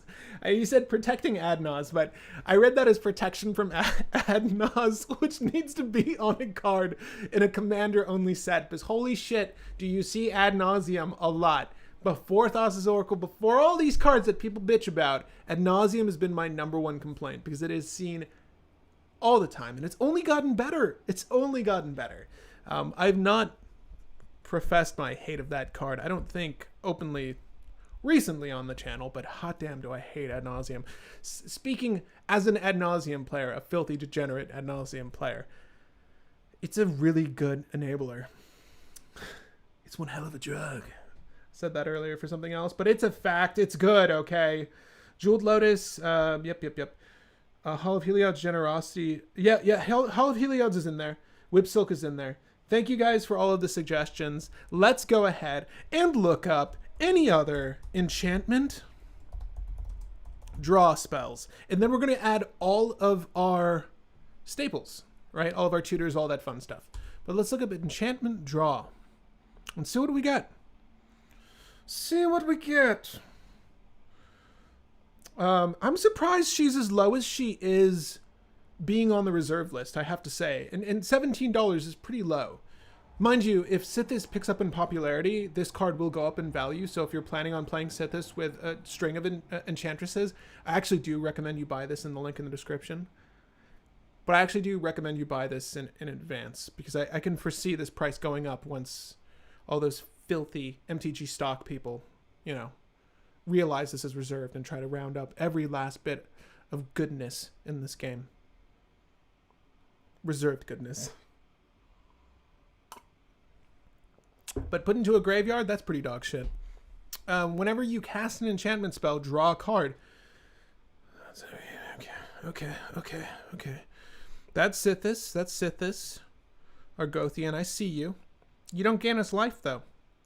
Enchantress's Presence. For 3 CMC, whenever you cast an enchantment... Okay, whenever you cast an enchantment spell, draw a card. Mesa Enchantress. Do we want to double dip on the Enchantress? No, I like Enchantress's Presence because it is an enchantment. This is why I like this one, not only for Rebecca Guayard, which is more than enough reason to play it, but also the fact that it's an enchantment. And shit, we can buy an old border foil. And I mean one that's not thousands of dollars because it's from a new set and not foiled as well as the older foils. Doesn't SRAM work for this deck? Maybe. In certain situations. Life Force can defeat your ad nauseum foes. Fucking... Okay, fine. Life Force. Life Force! Is it 2 words or 1 word? So guys, if you don't know what Life Force is, you have to pay double green. You pay double green to counter a black spell. And it's got like an embryo that looks like an alien on it. God, it's a weird looking card. Can we agree that's a weird looking card? A double green and counter target black spell. We'll use it. We'll use it. Fine. What's cool is that it actually forces their hands. Like, they need to remove that before they do the thing they want to do, right? So I get you. An Enchantress list, Life Forces. You got me, okay? You got me, Andrew. We're playing it. Nature's Chosen. I'm remembering the card wrong. Never mind.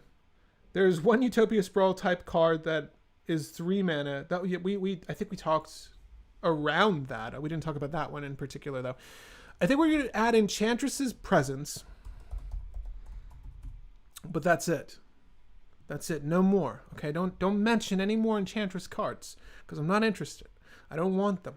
It has the most protection. It's an enchantment. I feel good about it. No one's going to try to remove that shit, and then it just doubles down on our strategy. That's good. And it's just one less than the Eidolon of the Blossom. An Eidolon of the Blossom is just a little squishy for me, a little too squishy.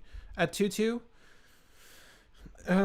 no, it's just, I feel like this is better protected. And I got to tell you, I'm not going to use any of my creature tutors to find this, right? Which is the one cool thing about Mesa Enchantress, Argothian Enchantress, is because our Eldritch Evolution, peels right into them with any, Dryad Arbor, Mana Dork situation. But we're good. We have Sithis. Yasharn. Yasharn is cute. Maybe I would never play Yasharn, but Yasharn is cute. So it's like a weak prime time. Players can't pay life or sacrifice non-land permanents to... Yeah, so this stops Necropotence. This stops, like... Do we like Yasharn? People, do we like Yasharn? Tell me. Damn it, tell me. Best enchantment is Karmic Justice. Oh, Karmic Justice is really cute. Like, if something of yours gets struck, you strike them back. All right, gang. Tutors, go. See if you can beat me to them. Enlightened Tutor. Worldly Tutor. We're not adding Sylvan Tutor. Eldritch Evolution, I've mentioned 100 times. Eldritch Evolution, excuse me. Chord of Calling. We want that. Eladamri's Call. Luis mentioned Finale of Devastation. We have Survival of the Fittest already. We're not playing Fauna Shaman. We're not playing Treefolk Harbinger or anything niche like that. Oh, I want to just add Elvish Spirit Guide before I forget. What other tutors? Tallow Wisp, Recruiter of the Guard. I'm not sure we do that. Ideally, it's a little too costly for me. It does turn off the Ether Flux. Thank you. That's why I didn't want you, Sharn. That's why. I appreciate that. Open the Armory is also going to find us auras, which is more important, right? Weird to say for this list. And if you guys can think of it a piece of equipment that would be worthwhile, then maybe we add that. Green Sun Zenith is good. Green Sun Zenith is good. You're right. Any tutors I miss? Sterling Grove is already in there. The Silence on a Body, that's quite good. The Silence on a Body, Ranger Captain of Eos? Ranger Captain of Eos is an include for me because did they make an Old Border version of this in the new set? If so, we need to buy that, all of us collectively. But also it finds Walking Ballista, so that's actually quite good for this list. It's a very good setup piece because it also has the Silence, as you've mentioned. We're going to add Silence while I'm thinking about it. Court of Calling I just added, and so we can look over everything right here. There are some non-tutors highlighted in there, but just ignore that. The new one, Ether Tutor, I think is the name. Ether Tutor? Ether Tutor. I'm going to spell it as I saw you spell it. I didn't... Hold up. I'm not immediately seeing it. But I take your word that it exists. Is it it's not called Ether Tutor. That's not a card. Okay. Heartbeat of Spring. Stop. Get out of here with this. Get out of here with this talk. Not a tutor, but did you add Greater Oromancy? So Greater Oromancy is the protection spell. Greater Oromancy. There's also a creature that does the same effect, if I'm not mistaken. But other enchantments you control have Shroud. Enchanted creatures you control have Shroud. Now, Shroud is symmetrical. So, Shroud we also have to deal with.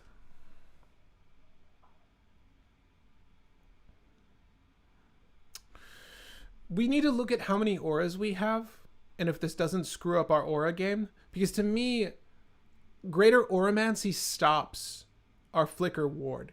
And to be honest, in this list, if I'm evaluating one over the other, I would rather have Flicker Ward active at all times as opposed to Greater Oromancy. And I guess we could enchant an opposing thing. Well, other enchantments, well, I'm thinking of Sithis. Sithis is an enchantment, right? But if we have like a dork out, I guess we could enchant a dork. Yeah. What do you guys think about Greater Oromancy? I think it might cause some hiccups for ourselves, but it might be good as well. So, I don't know. Natural. I really like Natural State more than Nature's Claim, if I have to say. Personally. And you can add in one over the other. I'm actually going to add Force of Vigor in this list. I don't normally play with Force of Vigor, but I'll suggest it here. Go ahead and add some removal. Let's go ahead and add some removal. We added Eladamri's Call, by the way. Thank you. I'm not going to use Defense of the Heart because our two creature card combo utilizes Walking Ballista. We can also incorporate Triskelion should we like, and maybe we should add Triskelion, even if it's just to the side, because having redundancy is good in that regard, right? Helion's a little bit more difficult to remove, but Triskelion along with Walking Ballista would be good. If we find we need it, we add Triskelion, right? And they both work the same way. Ether Flux Reservoir being sort of the big finisher for the list with Sythis. Open the Rare Armory is not, if not already in there. It is. Redundancy! Yes, indeed. Veil of Summer. So this is interaction, but not in the same sense. But yes, any form of interaction that you find important for Selesnya, let's go ahead and add, and I'll take your comments on this one. Return to Dust, a little too expensive for me. Kenra's Transformation is in the list. Swords to Plowshares is good. That's a good card. I agree. Noxious Revival is gas. If you don't play Noxious Revival in your list. Autumn's Veil. Autumn's Veil is still worth it, despite it not drawing us cards. That's fine. Darksteel Mutation I didn't add. Dude, joke.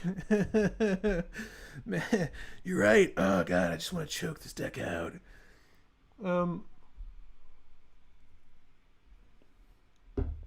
Someone said Summoner's Pact. Thank you. Teferi's Protection. I'm not going to do that. We have Mana Tithe in the list. We're not going to add Lapse of Certainty. We added Eldritch Evolution, by the way, already. I know it's hard for you guys to see, but all of our tutors are down here already, right? Starting right there. Just looking for forms of interaction, guys. Choke, the card. God, okay, you guys want to see what Choke does? Islands don't untap during the controller's untap step. You gotta really hate blue. I hate blue, but I did just play Cube recently, and I definitely won with the Dimir list, so I don't hate blue that much. But I do hate it in Commander. Avoid Fate. Avoid Fate is decent protection. Pat, on this ice and going snow basics. I don't know what you mean by on this. On thin ice. No, I don't know if we're going snow basics. We can go snow basics if you want. Who wants snow basics? Let's do that. We'll do that afterwards. What's the win con? Josh, I know it's been a long stream, but I'll encourage you to rewind the video. We're gonna see it. If all goes to plan, you'll actually see it. So we've added a decent amount of removal, a decent amount of stacks, not all the stacks we need. We've not added fast mana yet. So, 98 cards. That's okay. We're masters. We're masters at thinning the list. You and I, you collectively, me, just me, we're masters at this. We'll be able to do this. Don't worry. So let's go ahead and add our fast mana. We're going to add Chrome Mox. We're going to add Mox Diamond. We're going to add Mana Crypt, because Mana Crypt is always good. We're going to add Arcane Signet. We don't need things like Mana Vault. We don't need things like Grim Monolith. We do want Soul Ring. We do want Soul Ring. We do want Mind Stone? Felwar Stone? I like the draw on Mind Stone more than I like Felwar Stone for color fixing, because we don't necessarily need generic for too much. But we did just add Mox Diamond, Chrome Mox. Mox Amber is actually somewhat playable here, but I'm not a huge fan of it for this list. We don't need that much fast mana, I guess is what I'm saying, which is very odd to say. Oh, what is the talisman? I got it, don't worry. The Talisman of Unity.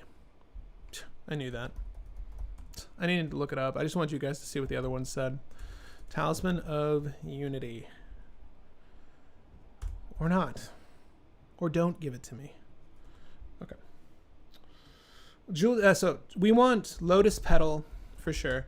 Jeweled Lotus, it's odd, but yeah, Jeweled Lotus we're going to use. For most expensive Lotus Petal. For the most expensive Lotus Petal, yes. Wait, you're not playing Mana Crypts? No, I just added Mana Crypts. It's right there. It's right there.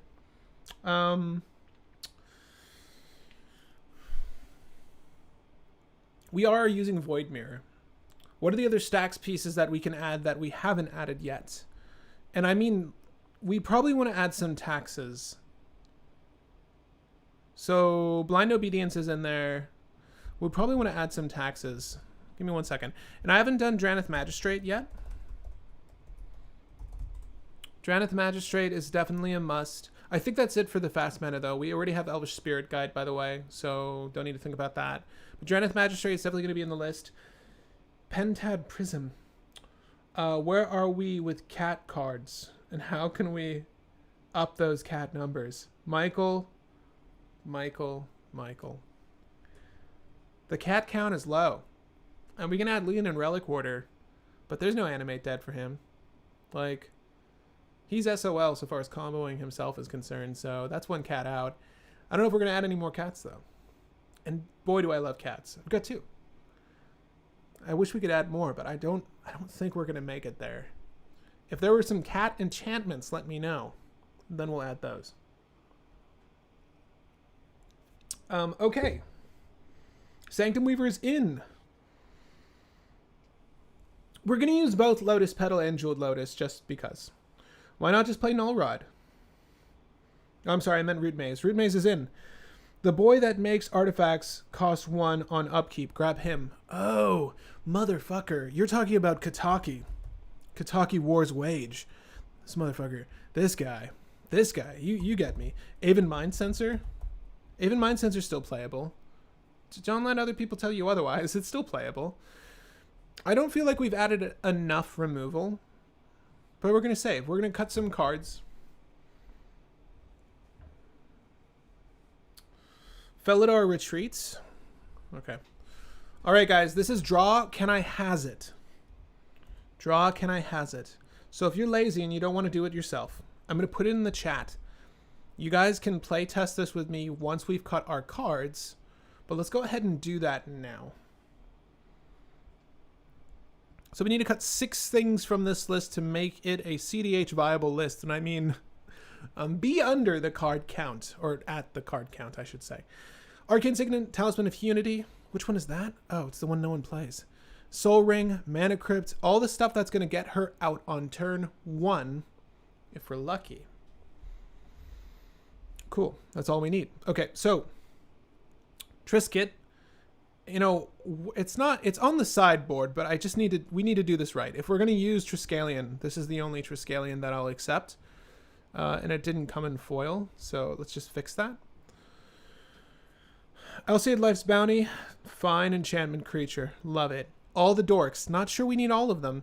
Sarah's Ascendant, this is great for our life gain strategy. And again, people aren't going to give a shit about our life until they see that we care about Aetherflux Reservoir, and then it'll be too late. Sanctum Weaver, she's cute. She's got a beautiful floral shawl. Everyone loves her. She's the hottest thing in Modern Horizons 2, and she's probably only playable in this list. So let's honor her. Kataki War's Wage, gas. Absolute gas. I agree with you. I don't mind our shit blowing up. I don't mind our shit blowing up at all. We'll pay for Void Mirror, but everything else, the fast mana, I don't mind that because it slows down any opposing strategies. Kataki's pretty cool. I don't know if it's going to be our best stacks piece, but I do want to incorporate it for now. Dryad of the Ilsean Grove is color fixing as well as play additional lands, so this is going to give us the ramp, successive ramp we want each turn. Aven Mind Sensor is really decent stacks still. I mean, black just keeps getting better stacks than white. Can we just put it out there? Did anyone see the Dothrothi? What is this? What is this guy's name? Did anyone see the thing that kills Rest in Peace? This motherfucker? This guy? What is this shit? I know I said off the bat I was going to reserve my opinions on Modern Horizons 2 until the set review, but holy shit. What? Double black? Yeah, I'll splash. We'll make that happen. Because not only from anywhere am I exiling your shit permanently, I'm also putting a lovely counter on it, and I'm definitely going to find counters for this shit, because I can sacrifice this dude and cast whatever from your graveyard. So in the right list, you know, I counter your Ad Nauseam. Oh, it's exiled. I'll use Dothi to cast your Ad Nauseam off turn. The dude is absurd. Obviously, that is just one niche scenario, and not even that niche, because Ad Nauseam is used a lot. But the dude is stupid. Better Rest in Peace. Better Rest in Peace. Better Planar Void. Better Leyline of the Void. Better than anything I can think of. Samurai of the Pale-Kern. Better than anything I can think of that does the same thing. It's just better than every white card that does this thing. It's insane to me that Aven Mind Sensor, same story with Opposition Agent. How absurd. Anyways, moving on. That was my rant. That was my rant for this video. I promise. We have a lot of enchantments. I'm impressed with us. We made it. Dothi. Grand Abolisher I will never play, and I'm not going to go into why. Voidwalker is perfect for my Anawan deck. Voidwalker is perfect for any list in black. Another staple. Oh my god, this is so good. I don't want to talk about it any further, but this card is extremely good. This is a card you should definitely pick up from Modern Horizons 2, whether you plan on playing it or not, because all of these effects are amazing. Also, in any list with Tymna, dude has Shadow. If this is a Tymna list, you just get draw. You just get draw. No one else plays with shadow creatures. All right, sorry. Rant officially over. Eldritch Evolution, Finale of Devastation. Explorer's gonna have to come out, I'm sorry. Open the Armory. Open the Armory. Still fine. Reveal any number. We're gonna put Rafello's Gift on the side for now. I'm just not as high on this. Open the Armory. Like, that's not true. It gets us Flicker Ward. Yeah, we'll keep it. Force of Vig, sure. Autumn Veil, we'll get a lot of protection spells here. Mana Tithe. Swords of Plowshare. What's odd is that we need all of these things, right? And we need to cut 4 more cards if I'm not mistaken. So it's going to have to come out of somewhere. If I'm being honest with you, it's going to have to come out of here. So of these cards, isn't Selesnya Signet better than the Talisman? Not in this instance, because the damage you do to yourself, because you can tap. Signets in general are worse than talismans, if you're going to ask me to grade them, because there might be scenarios where you don't have the requisite, or it's not best to make both colors in your dual color or trip color list or whatever. Or it might not be best to make Selesnya mana right now, where this gives us the option without having to filter anything into it. And the life loss is negligible because our girl is gaining us life. So I think the talisman is super better here. Super better here. What are you going to search with Summoner's Packs? I've added to the list, and to be honest with you, the only thing that's really of value here is the Destiny Spinner, but that doesn't seem like a good enough reason. So Summoner's Pact, and thank you for asking this question, because it might be cut.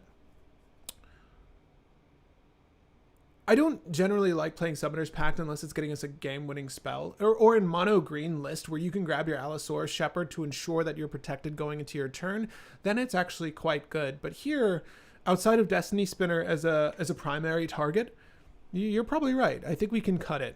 I think we can cut it. Yeah, let's do that. So our sorcery base is down. We need to cut 3 more cards, and then we'll go to test this list a couple of times, and then I'll leave it to you all to obviously shape however you'd like. Unfortunately, it's going to have to come out of our enchantment base, and our enchantments are looking pretty good. I still want the seals because we need the removal. Sterling Grove is gas in this list. Survival of the Fittest, it seems odd, but we don't have that many creatures. Well, 18. So survival turns any of our dorks that we draw late game into a tutor for our Heliod and or our Walking Ballista. No, survival's still good. Sylvan Library is good. Wolf Willow Haven's good. Rest in Peace is good. Life Force is good. Gaia's Touch I'm a little iffy on. It's a free card. Provided you have the green, it's a free card, right? So basically, if we have Sithis out, you play this for double green. I've mentioned this earlier, but you play this for double green, you get double green, you've drawn a card. And then if you happen to have a basic land in your hand, you play an additional land this turn. I still like it. I still do like it. Fertile Ground, same story. I still like it. Compost isn't always the best draw engine. We might be... I'm going to put that off to the side. I may or may not regret it. I actually quite like Ashes, and I'm excited to see how it tests. This is a list that I would actually want to play, just based on the synergy, based on the style. I'm not considering taking that out. Wow, this is really difficult. Authority of the Councils I wanted to play, but I'm not certain that this is a great situation for it. Okay, so due to how easy our commander is to put down and the CMC of our list, it's very low. It's extremely low. Normally I would build the list with 28 to 29 lands. So what you all don't know is that we actually have 30 lands. Yavamaya's the land isn't showing up, and I need to actually correct that because it should be showing up.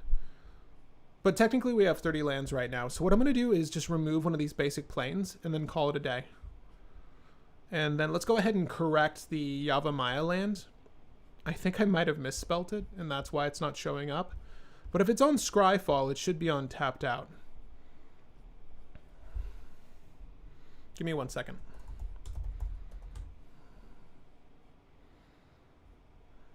It's right there. Okay.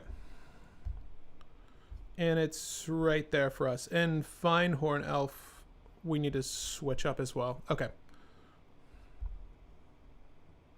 Oh, you know what? That means we have over cards still. Okay, so we need to switch this. Switch this.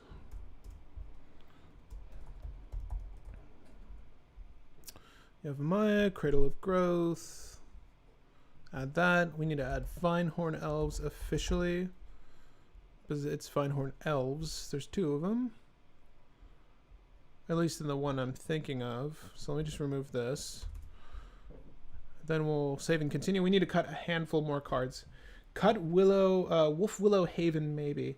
Oh yes, dude, Solitude is a good one. So yeah, let's discuss those cuts. This is going to be the most difficult part of this list right now because there's actually quite a lot of decent enchantments, and I don't want to have to cut down any more. So we need to cut down 2 cards. Well, that's not true. We need to cut down 3 because Sithis isn't technically in the list, right? So we need to cut down 3 cards. Chris Danmeyer says, would love to see this list played on Brew Wars. Big fan of the show. Thank you. Honestly, I have been wanting a playable Enchantress list for a while. It's a strategy that's not seen in Commander, or at least not seen at a high-powered or cEDH table, any that I sit at. It's just not consistent enough. It hasn't had a Commander for it. So seeing Sithis was great. I'm definitely with you, Chris. If it's playable and it's good, then I think so. Cut Soul Ring and Mana Crypt. So this is a maybe controversial take, but Andrew says that we should cut Soul Ring and Mana Crypt. How do you guys feel? Soul Ring and Mana Crypt are generally regarded as staples, but mind you, in this situation, if I don't have Arcane Signet or Talisman of Unity, then Soul Ring and Mana Crypt aren't as great, right? They don't play into Sithis as easily, right? We don't need generic mana. However, they are good pick-me-ups for later. Do you guys agree? Soul Ring and Mana Crypt are good in every deck. I'm actually, and Andrew, I'm not against you. I understand where you're coming from. I definitely understand where you're coming from. Mind you, we're not using Null Rod effects. We don't have Stony Silence in here, so it's not like we're playing anything counter to them. So no matter what, we're going to have some amount of value out of them, right? And they're very good for crunching, or rather pushing out our Walking Ballista. Crunching those numbers is what I was going to say.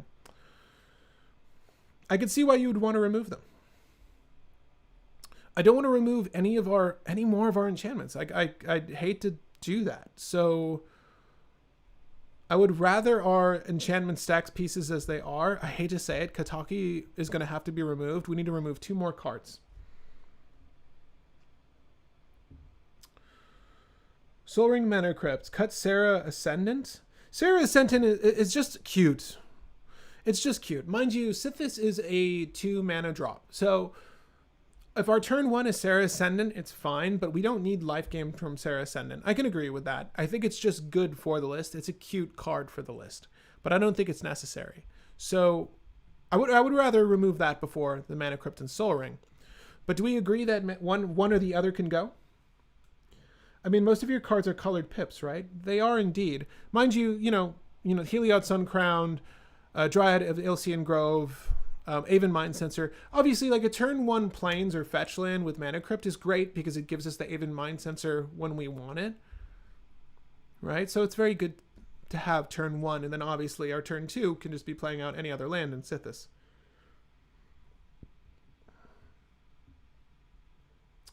I say cut them. Cut Soul Ring and Mana Crypt. We mostly produce colored anyways. I would just cut Mana Crypt because it hurts your life and just keep Soul Ring.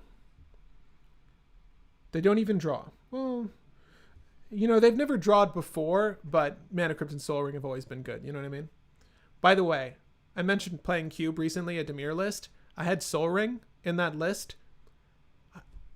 Not to brag, but I won that night, and I'm fairly certain it's to do with the fact that I had Soul Ring almost every single game. So It's a good card. So I'm going to go with I'm going to say the table here. You guys are sitting with me at my table. I'm going to go with the table here. Mana Crypt. Mana Crypt can be cut. That's weird. We just reduced the cost of this list by quite a bit. Why the hell not? Here's my thing, though. Mana Crypt says that I can cast Void Mirror on turn 1. Mana Crypt says I can do a lot of things that I wouldn't be able to otherwise do. So I'm a little iffy. I don't think that should be cut in the scenario, but I will state that Mana Crypt in most games is a worthwhile staple. I myself, if I were to build this list and structure it for Brew Wars, which I might do in the future, if we do it themed, again, because I already have in the can the next Brew Wars, but I might push that back for something for Modern Horizons 2 if I can get people on board for that. I would want to use Mana Crypt, though. Jeweled Lotus guarantees us a turn 1 Sithis, though.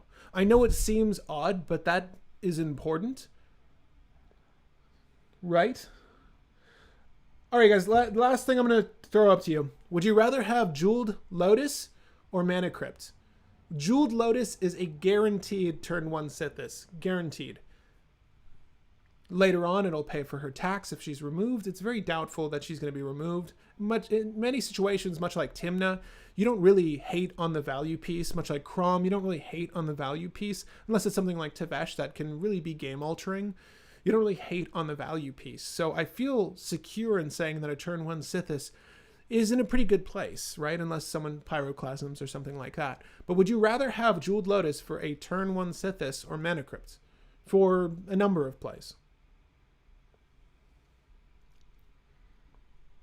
29 lands. If you look at our curve, it's actually quite low. It's an average of 1.5 or 1.6 if you were to round up CMC. So having 29 lands is good. And our main card, our core card, happens to be 2 CMC. So 29 lands is good. We're going to play with that. One of my primary decks, Teshar, has 28 lands. Don't worry about the land count here. If we find that we're getting, land screwed, then, obviously we can add more lands if we want. I'd run Crypt over a land. For immediate value Lotus, generally Crypt. Mana Crypt in, Jeweled Lotus out. I'd rather split the difference and run Lotus Petal. We do have Lotus Petal in the list already, though, mind you. So we want to keep Lotus Petal because it's playable with any number of cards. So Jeweled Lotus plus Lotus Petal. I think Petal is in there. It is. Thank you. Thank you, Spencer. I'd have 29. I see what you mean, Jilly Jimbo. What land do you want to cut? Here, let's do that. Fine. Because it does feel weird to not have Mana Crypt. It's just that it just feels gross to me as a cEDH player not having Mana Crypt. We can cut another land, and the thing I'm going to cut is the brush land. Okay. Let's go. Let's test this list out. The thing we've all been waiting for is Sithis any good.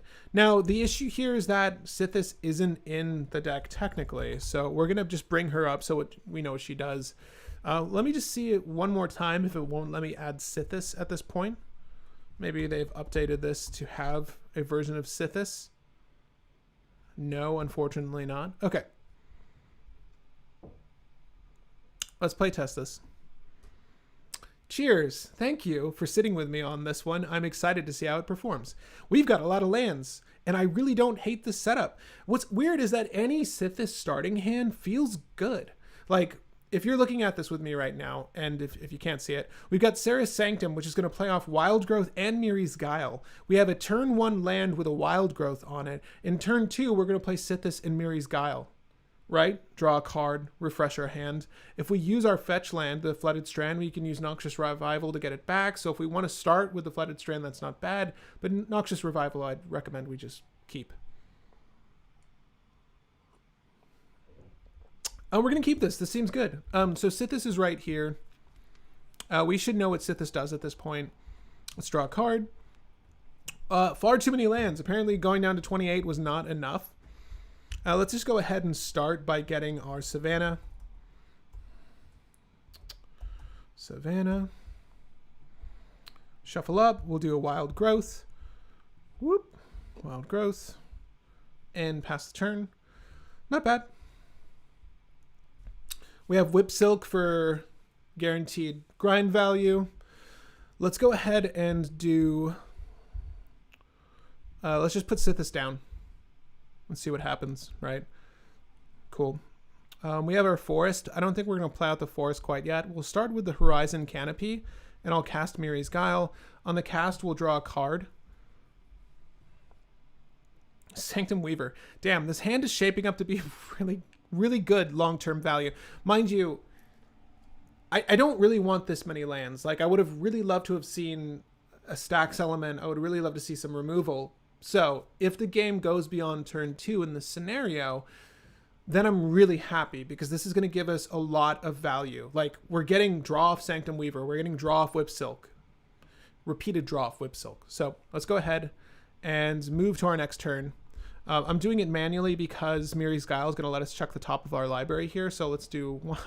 Don't need that yet. Do not need that yet. We have not played our basic forest. So Gaia's is actually going to go on top. We're going to do Gaia's, Lotus Petal, and Ether Flux. I know it seems like a good thing to have Ether Flux Reservoir in our hand early, but putting it down early is not really a good idea, and I'm not keen on that play. Because with the amount of wheels that are in Commander right now, particularly cEDH, I could see if we put Ether Flux Reservoir in our hand right now, it getting wheeled away and me being very disappointed because my Noxious Revival, we don't have Eternal Witness in the list. It might be a good include. Our Noxious Revival would be wheeled with the Ether Flux. So one of our 2 main win cons is gone. So I would rather Miri's Guile that down to the bottom every single time. So let's go ahead and do that. Take our turn. Turn 3 rolls around. We are able to do Gaia's Touch. The hell, I'll do it now. Gaia's Touch. No matter what, I think we're actually going to draw into it, just pending on how this turn plays out. I can play around it. I probably don't want to go into Ether Flux Reservoir though. We'll draw the Lotus Petal because Gaia's Touch is an enchantment. We'll gain a life. I'm not going to track life, although I would encourage you, if you're goldfishing this, to track your life because I just highlighted Ether Flux Reservoir. It's kind of important. Shit. Maybe I should. Okay, so we've cast 2 enchantments. We've lost 1 life, 2 life. So we should be at 40 net right now. Right? Okay. So let's play our lands this turn. I'm going to go ahead and play Sarah's Sanctum as my 1 land per turn, and I'll also play the forest based off Gaia's Touch. So we've got a lot of ramp. Again, this is a really good scenario to have our... Wow, I just put the Ether Flux Reservoir in our hand and cast it, I guess. So we'll do this, draw. And we have 1, 2, 3, 4 enchantments. What the hell? Why not? So this is our 1, 2, 3. This is our 3rd cast this turn, if I'm not mistaken. So technically, we would gain... Let's see here. We would gain 1 life for this. Let's do this. And I'll catch up with you guys in a second. Ether Flux Reservoir. Whenever you cast a spell, does Ether Flux count itself? Probably not. I just want to get the exact wording here. Because usually when I storm with Ether Flux, it's like a sure thing. I'm already winning the game. The first ability counts the spell that caused it to trigger. Nope. Nope. Okay. Nope. Okay. Good. So 1, 2. We've gone up 2 life. Did I gain the life from Gaia's Touch? Let's just say we're at 41. Whatever. So we'll do Gaia's Touch, Sanctum Weaver, and Ether Flux Reservoir. Stop there. I'll cast the Lotus Petal. And yeah. I mean, technically we could do more with this, but I would like to at least feign threaten some sort of spell in my hand. So we'll stop there. Let's go ahead and do this. Oh my god.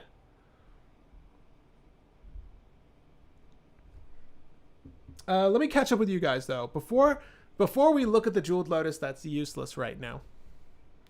What a handsome deck. Thank you. It's performing admirably right now. I will state that I would kind of prefer that we had more stacks elements, had more removal. So even though we've got a lot of redundancy with just enchantments, I'm not seeing necessarily what I want. Sylvan Library is going to be really great moving forward, though.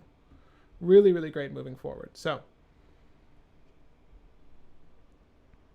how did nobody mention what? Let's see here. Whoa, I just looked over the list and there's no Mana Tithe. No, there's Mana Tithe. There's Mana Tithe. There's Mana Tithe. Jeweled Lotus is going to be useless. Jeweled Lotus is going to be useless often, you bet.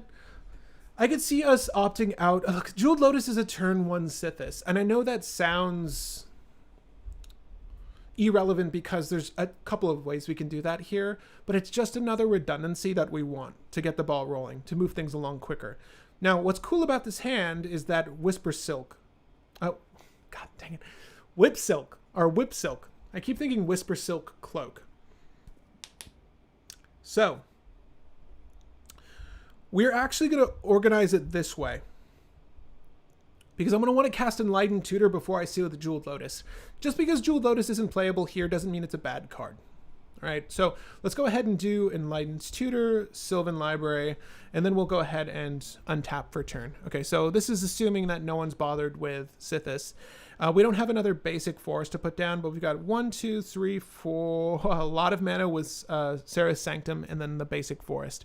So the thing I'm going to start with before I play the land is just to put down the Sylvan Library, and we'll tap here to put down the Sylvan Library, right? I'm going to stop tracking life. It's not that it's irrelevant, it's just that we just want to see how it generally plays out, and I'll start another hand and we can see how it generally plays out again. The wins are Aetherflux Reservoir, so we do want to track life gain, and then obviously Hall of Heliod, the Sun Crowned, coupled with Triskelion, which we've sideboarded, and or Walking Ballista, which is in the list. So Sylvan Library, we've gained a life, we draw a card. Okay. Then we'll cast this sucker. And I'm not too concerned that I'm wasting Whip Silk. I'm not getting as much mana from Sythis Sanctum here, but I'm not too concerned with that. So we'll tap the Sythis Sanctum 1. We could go for the Horizon Canopy. We have the basic forest. Let's just do that. We'll lose a life 1, 2, 3, 4, 5, right? And we still have Sanctum Weaver, so we can tap her later. We'll cast this. We've got 5 white floating.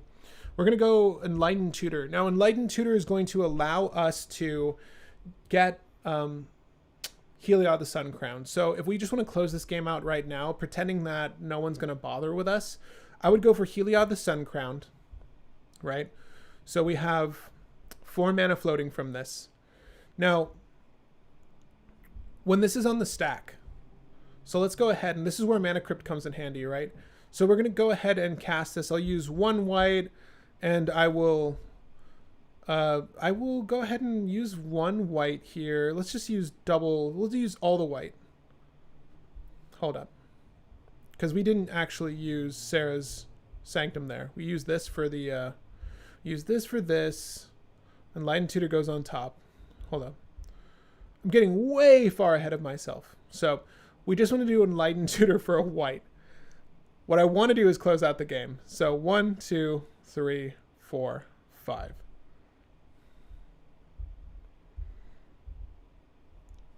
We want to draw into Heliod Sun Crowned, but we also want to draw back into Enlightened Tutor using Noxus Revival.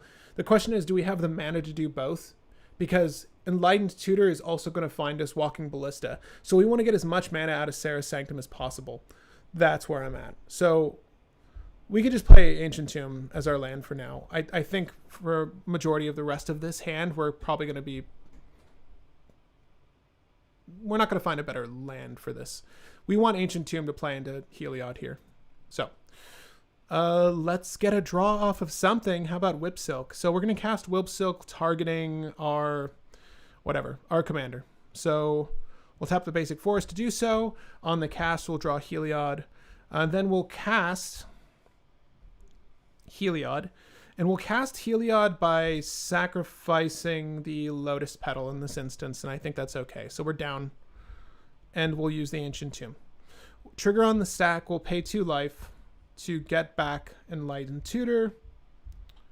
and then we'll draw Enlightened Tutor. And this is all pretending that no one has interaction, you know, in whatever world this is. Cool. Okay, so this is the most white we're ever going to get. We've got double green at most. And what's nice about this combo, and we also have Sanctum Weaver, which I'm forgetting about. So let's go ahead and tap this. 1, 2, 3, 4, 5, 6 white mana. And then she also makes mana based off the number of enchantments we have on any one color. So we might as well just get that out of the way. Let's just say we have 6 green. This is more than enough to do the thing. We are going to bounce this back to our hand for 1 green. And then we'll cast Enlightened Tutor for 1 white. What I would recommend in this instance is not telegraph that you have the combo, illustrating the Enlightened Tutor into Heliod, into Noxus Revival. I'm just trying to power through this so we can see what the win looks like, because I'm having people ask.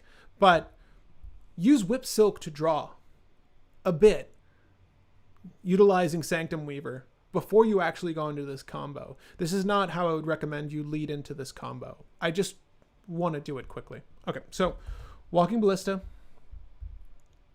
on top. Technically shuffle. All right, so we would cast this again, get the draw, have the mana, pay 2, pay 4, right there. And screw it, let's sacrifice this for double green. Give this lifelink, you get the idea. With these 2, we win the game, right? So that was one hand. We're over time, but if you guys are interested in seeing this played out one more time, we can. How do you feel?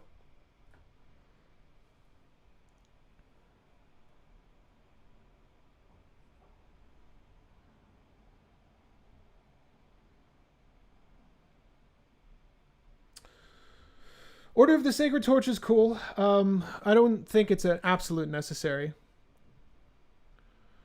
So guys, do you want to see this played out one more time? I don't know if I illustrated that perfectly. I definitely messed up sequencing because I was getting way ahead of myself. Obviously, Whip Silk and our Flickering Ward are arguably the best pieces in this list because they're going to allow us to draw through a majority of our list. For either white and or green, and we need to double down on that because it's one to cast and one to put back in our hand. Okay. Yeah. All right, let's do it one more time. Let's see if we can find a hand that's ideal. But guys, that was a turn 4 win. And mind you, again, I did not sequence that the way I would recommend you sequence it, but that was pretty freaking good. Am I wrong? Like that was actually a very palatable starting hand. We pulled into a few too many lands to my liking, but this is actually okay as well.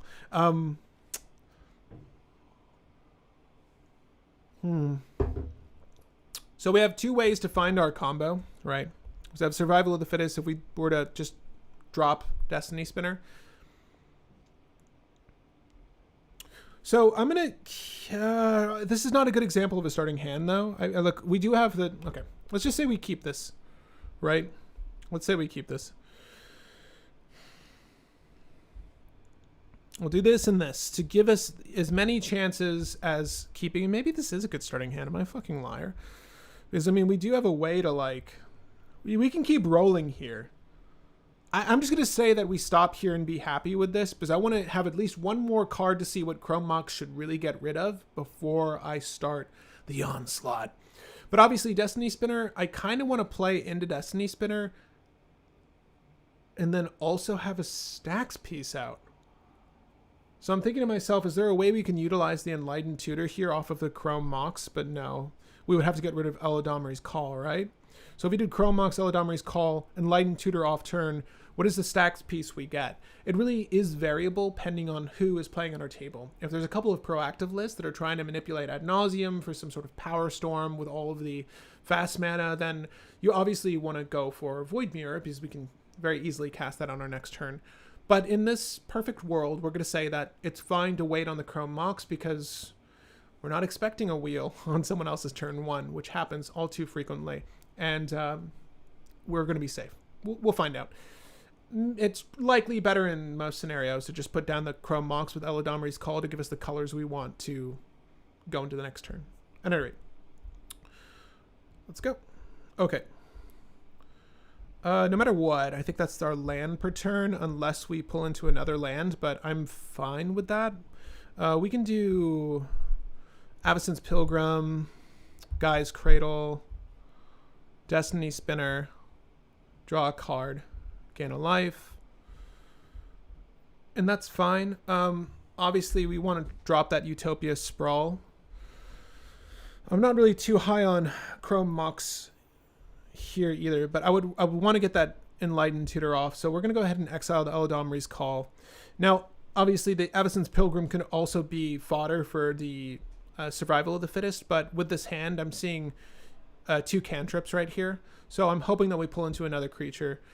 And then I just want to have protection moving forward, so this isn't bad. And we can sort of threaten, you know, Swords to Plowshare, Silence, whatever, with the Chrome Mox, because it's tapping for both colors. And anyway, moving forward.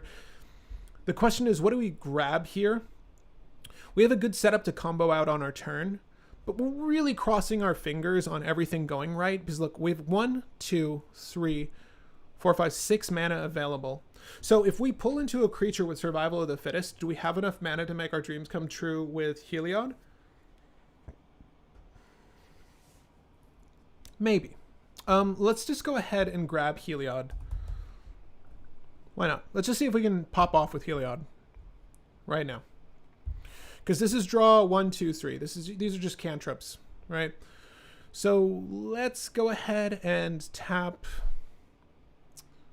the Forest to Utopia Sprawl. That's no good. We really want to get that Forest down with Utopia Sprawl, right? So we'll Utopia Sprawl white in this instance. On the cast, we'll draw a card. I should probably shuffle. Sorry. Shuffle. Okay. I really wish I said green now. We'll tap this. We've got a white floating, and I'll cast the Abundant Growth. Wow, we would never do that. This is a draw 2, though. We really want to get Heliod down. He's not going to be a creature. 1, 2, 3. 1, 2, 3, 4. We're trying to pull into another land, right? In a perfect world here. Oh, damn it. We really want Survival of the Fittest,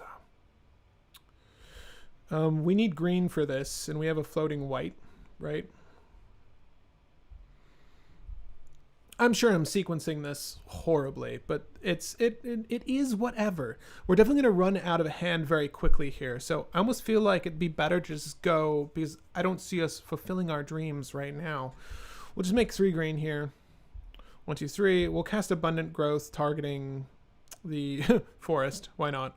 This gives it the ability to also tap for double white. It's almost like having whatever the what are they called?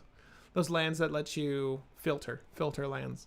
So we'll draw 2 cards for this on the cast. And we've got 3 green floating. Goes down to 2 green. Draw. There we go. There's a land. We'll do Command Tower here. And we still have 3 mana open. So we'll drop the Seal of Cleansing to at least have some form of interaction here. I'm not altogether too concerned with being able to put down... That was green, right? This is our white. Okay. I'm not altogether too concerned with putting Heliod down now, because it is going to put a target on us, although it would be nice to get ahead of any sort of wheel that we are definitely expecting. This is not bad for a turn 3. We're actually going through a lot of our list, but because a lot of our cards are playable in low CMC, we're actually burning through cards here very quickly. So I definitely want to get, before we end this turn, this is green, we'll use the Avacyn's Pilgrim to put down Survival of the Fittest. I was really hoping to peel into a creature there to drop. Now, mind you, if we had Hall of Heliod's Generosity, we would be able to actually dump Heliod to Survival of the Fittest, tap Hall of Heliod's to put him back on top. So we never really lose him. He's actually very good with Survival of the Fittest, that minor synergy there. So just bear that in mind moving forward. We have great protection for our creatures and enchantments. We've been doing nothing but creatures and enchantments, so I'm very ill concerned with countermeasures. We've got a 2/3 body blocking, and then obviously we've been getting a lot of life with her. So we've got this available if we need it. Let's pretend we need this off turn. We crack the seal, break something. Cool. Okay, moving forward. All right, wow. It's good that we have such an influx of lands. So the thing I'm going to start with is tapping the abundant growth lands. We're just going to do double green here. We'll do the fertile grounds on top of our command tower, right? This is going to give us a draw. And now command tower is able to tap for 2 mana.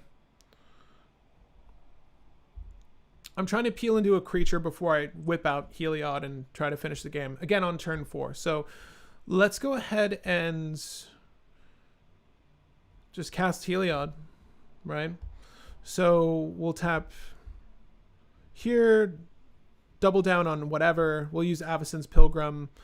This is command tower tapped, technically. This is that force tap, technically. We have open Guy's Cradle. So that is 1, 2, 3 mana there. And we have Heliod, rather, out on the battlefield. We have 2 lands in hand. Let's draw, hopefully, a creature. Not a creature. But we can still peel into a creature here. We've got 1, 2, 3 creatures on the battlefield. Let's go ahead and cast the Carpet of Flowers. And we'll cast it by tapping the Chrome Mox at this point. We really want to peel into a creature to see if we can't finish off the game here. Mind you, we do need a white resource, so Carpet of Flowers is going to be a main phase 2 sort of deal. So let's draw a card. Not a creature, but it happens to be an Eldritch Evolution, which is not bad for us. Now, the only unfortunate bit is that the combo piece that we actually tutored for with Enlightened Tutor, was it Enlightened Tutor? Was the one that would be able to survive Eldritch Evolution. So perhaps in the future, it would be best to go for Walking Ballista, noting that one of our tutors is Eldritch Evolution. However, is there a creature that we can cast that's also going to give us some form of draw or value? Ranger Captain of Eos. Okay. We move to our next main phase 2. We have not played a land this turn, so let's just go ahead and drop the Marsh Flats. Let's grab our Savannah, shuffle this deck up, right? Savannah goes into play. This way we have a white resource. Carpet of Flowers is going to make white, and it's safe to say that this is making either 2 or 3 white. So let's just give ourselves the most favorable advantage here. Let's just say this is white. 3 white, rather. And we can go ahead and use Eldritch Evolution on our Avacyn Pilgrim here. And I'm going to have to tap, unfortunately, in this scenario, Guy's Cradle. And we'll obviously do this before the cast, because as an additional cost, we would have to sacrifice his ass. So that's 1, 2, 3. And I do not believe we're at threshold, or rather the devotion, to make him a creature quite yet. No, we're nowhere near it. Okay, so 1, 2, 3. We make 3 green. And we use double green and 1 white. We're going to go ahead and grab Ranger Captain of Eos. Do we have the mana? I'm not working out the math at all. But Eldritch Evolution, if you guys don't know what it does, it would be exiled after it's done casting. But basically, X or less, where X is 2 plus the sacrifice creature's converted mana cost. So we are able to grab Ranger Captain. Ranger Captain enters the battlefield. We grab Walking Ballista. We have 1, 2, 3, 4 mana available. Unfortunately, this is not enough, right? Because as we cast this, you would technically just want to go like down to this. We need to be able to give him lifelink. And then remember, Sithis gains us life, but our last card happens to be a plane. So we need to cast an enchantment to cheat out that extra bit of life. If that enchantment was 1 CMC, no, it still wouldn't work. We were so close. We were really pushing it there. Again, maybe not the most advisable play. Like Enlightened Tutor, honestly, Enlightened Tutor going for Flicker Ward, Enlightened Tutor going for the whip, the whip, whatever it's called, Whip Silk is actually a good play. We had Guy's Cradle, right? So Whip Silk is a guaranteed 1, 2, 3. You're just cantripping every single time you cast a spell. Same thing with the Flicker Ward, which we never got it, but Flickering Ward, white instead. So if you have Sarah's Sanctum, use Sarah's Sanctum. We have a shit ton of enchantments, not to mention Sithis. So guys, I'm gonna stop there, and I want to get your feedback. What do you guys think of the list? Obviously, this is not a perfect version of this list. This is a list that we made in 2 hours. So it could definitely be built upon. I'll encourage you to take this and run with it. I actually really like this. Again, and I was definitely playing it suboptimally. I was definitely not sequencing everything correctly. I think with time, though, you'll learn what is best to go for, grab, and play in these scenarios. And it's one of those lists that I like for this particular reason. It's like a fine wine. Every successive set is going to add something meaningful to the package, no matter which route you take it. Like if you want to go for an infinite mana strategy, do that. It does mean that you need to focus a lot more of your resources to making that happen. And as you saw, even with all of our draw, surprisingly, we peeled into a lot of lands for having so few lands. But with all of our draw, all of our cantripping, because we're only making net even on the draw, outside of a few things that enter the battlefield and also draw themselves. But we weren't always pulling into the solutions we need. So maybe we'll look over the tutor suite if we missed anything. Obviously, survival of the fittest would have been best in that scenario, but survival only cost 1 dumping a creature, as opposed to Eldritch Evolution. But we were so damned close despite that fact. Like, I was really impressed. Now, the one thing I'm realizing now that we definitely forgot that is an essential for this list, and I'll add it to the sideboard so that you can add it later, is crop rotation. We should have had crop rotation from the get-go. I'm going to add it to the main board. Add crop rotation. Add crop rotation. Because crop rotation is going to either grab you Gaia's Cradle or, better yet, Serra's Sanctum in this list. Right? So run crop rotation. Totally forgot about that one. And to be honest with you, I think Sylvan Scrying will also be good in this list because we've got some really meaningful lands.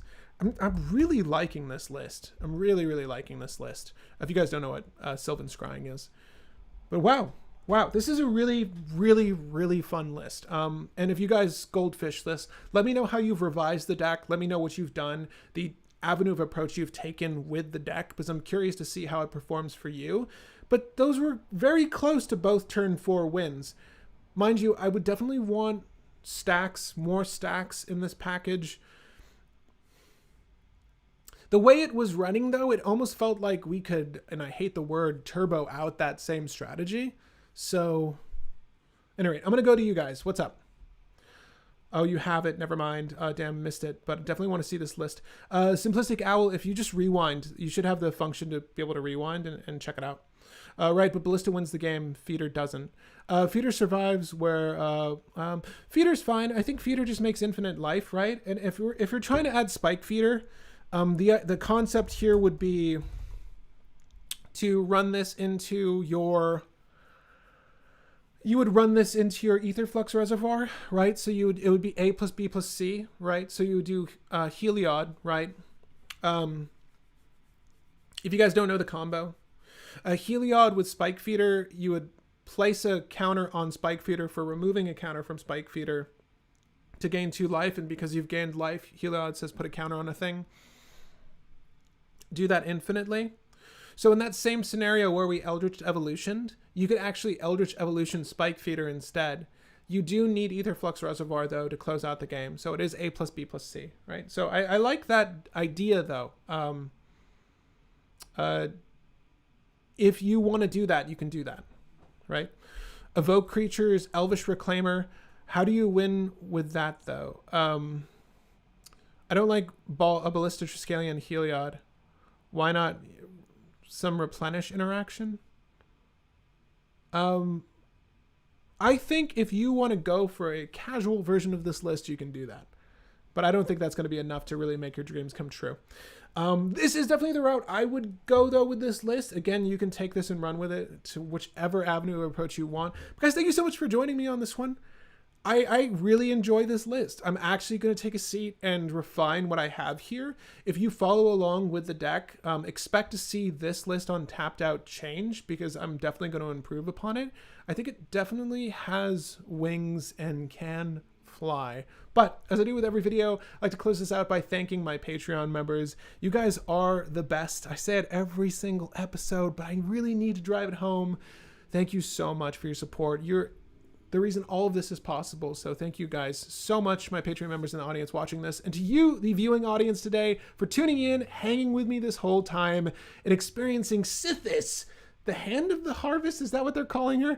I need to see the English translation, because boy, do I want to buy a copy of this girl. And boy, do I need money to buy Serra's Sanctum. That's the one reserve list card that's expensive I don't own. But I gotta say, Serra's Sanctum, if there was a list for that card, hot damn. Guys, this is definitely a fun commander. I highly recommend you try her. Let me know your thoughts in the comment section after this video. But again, if you take this, run with it, and make your own list, leave your list in the comment section as well. I definitely want updates from you all on this very list. Again, thank you for joining me on this one. My name is Patrick Marlette.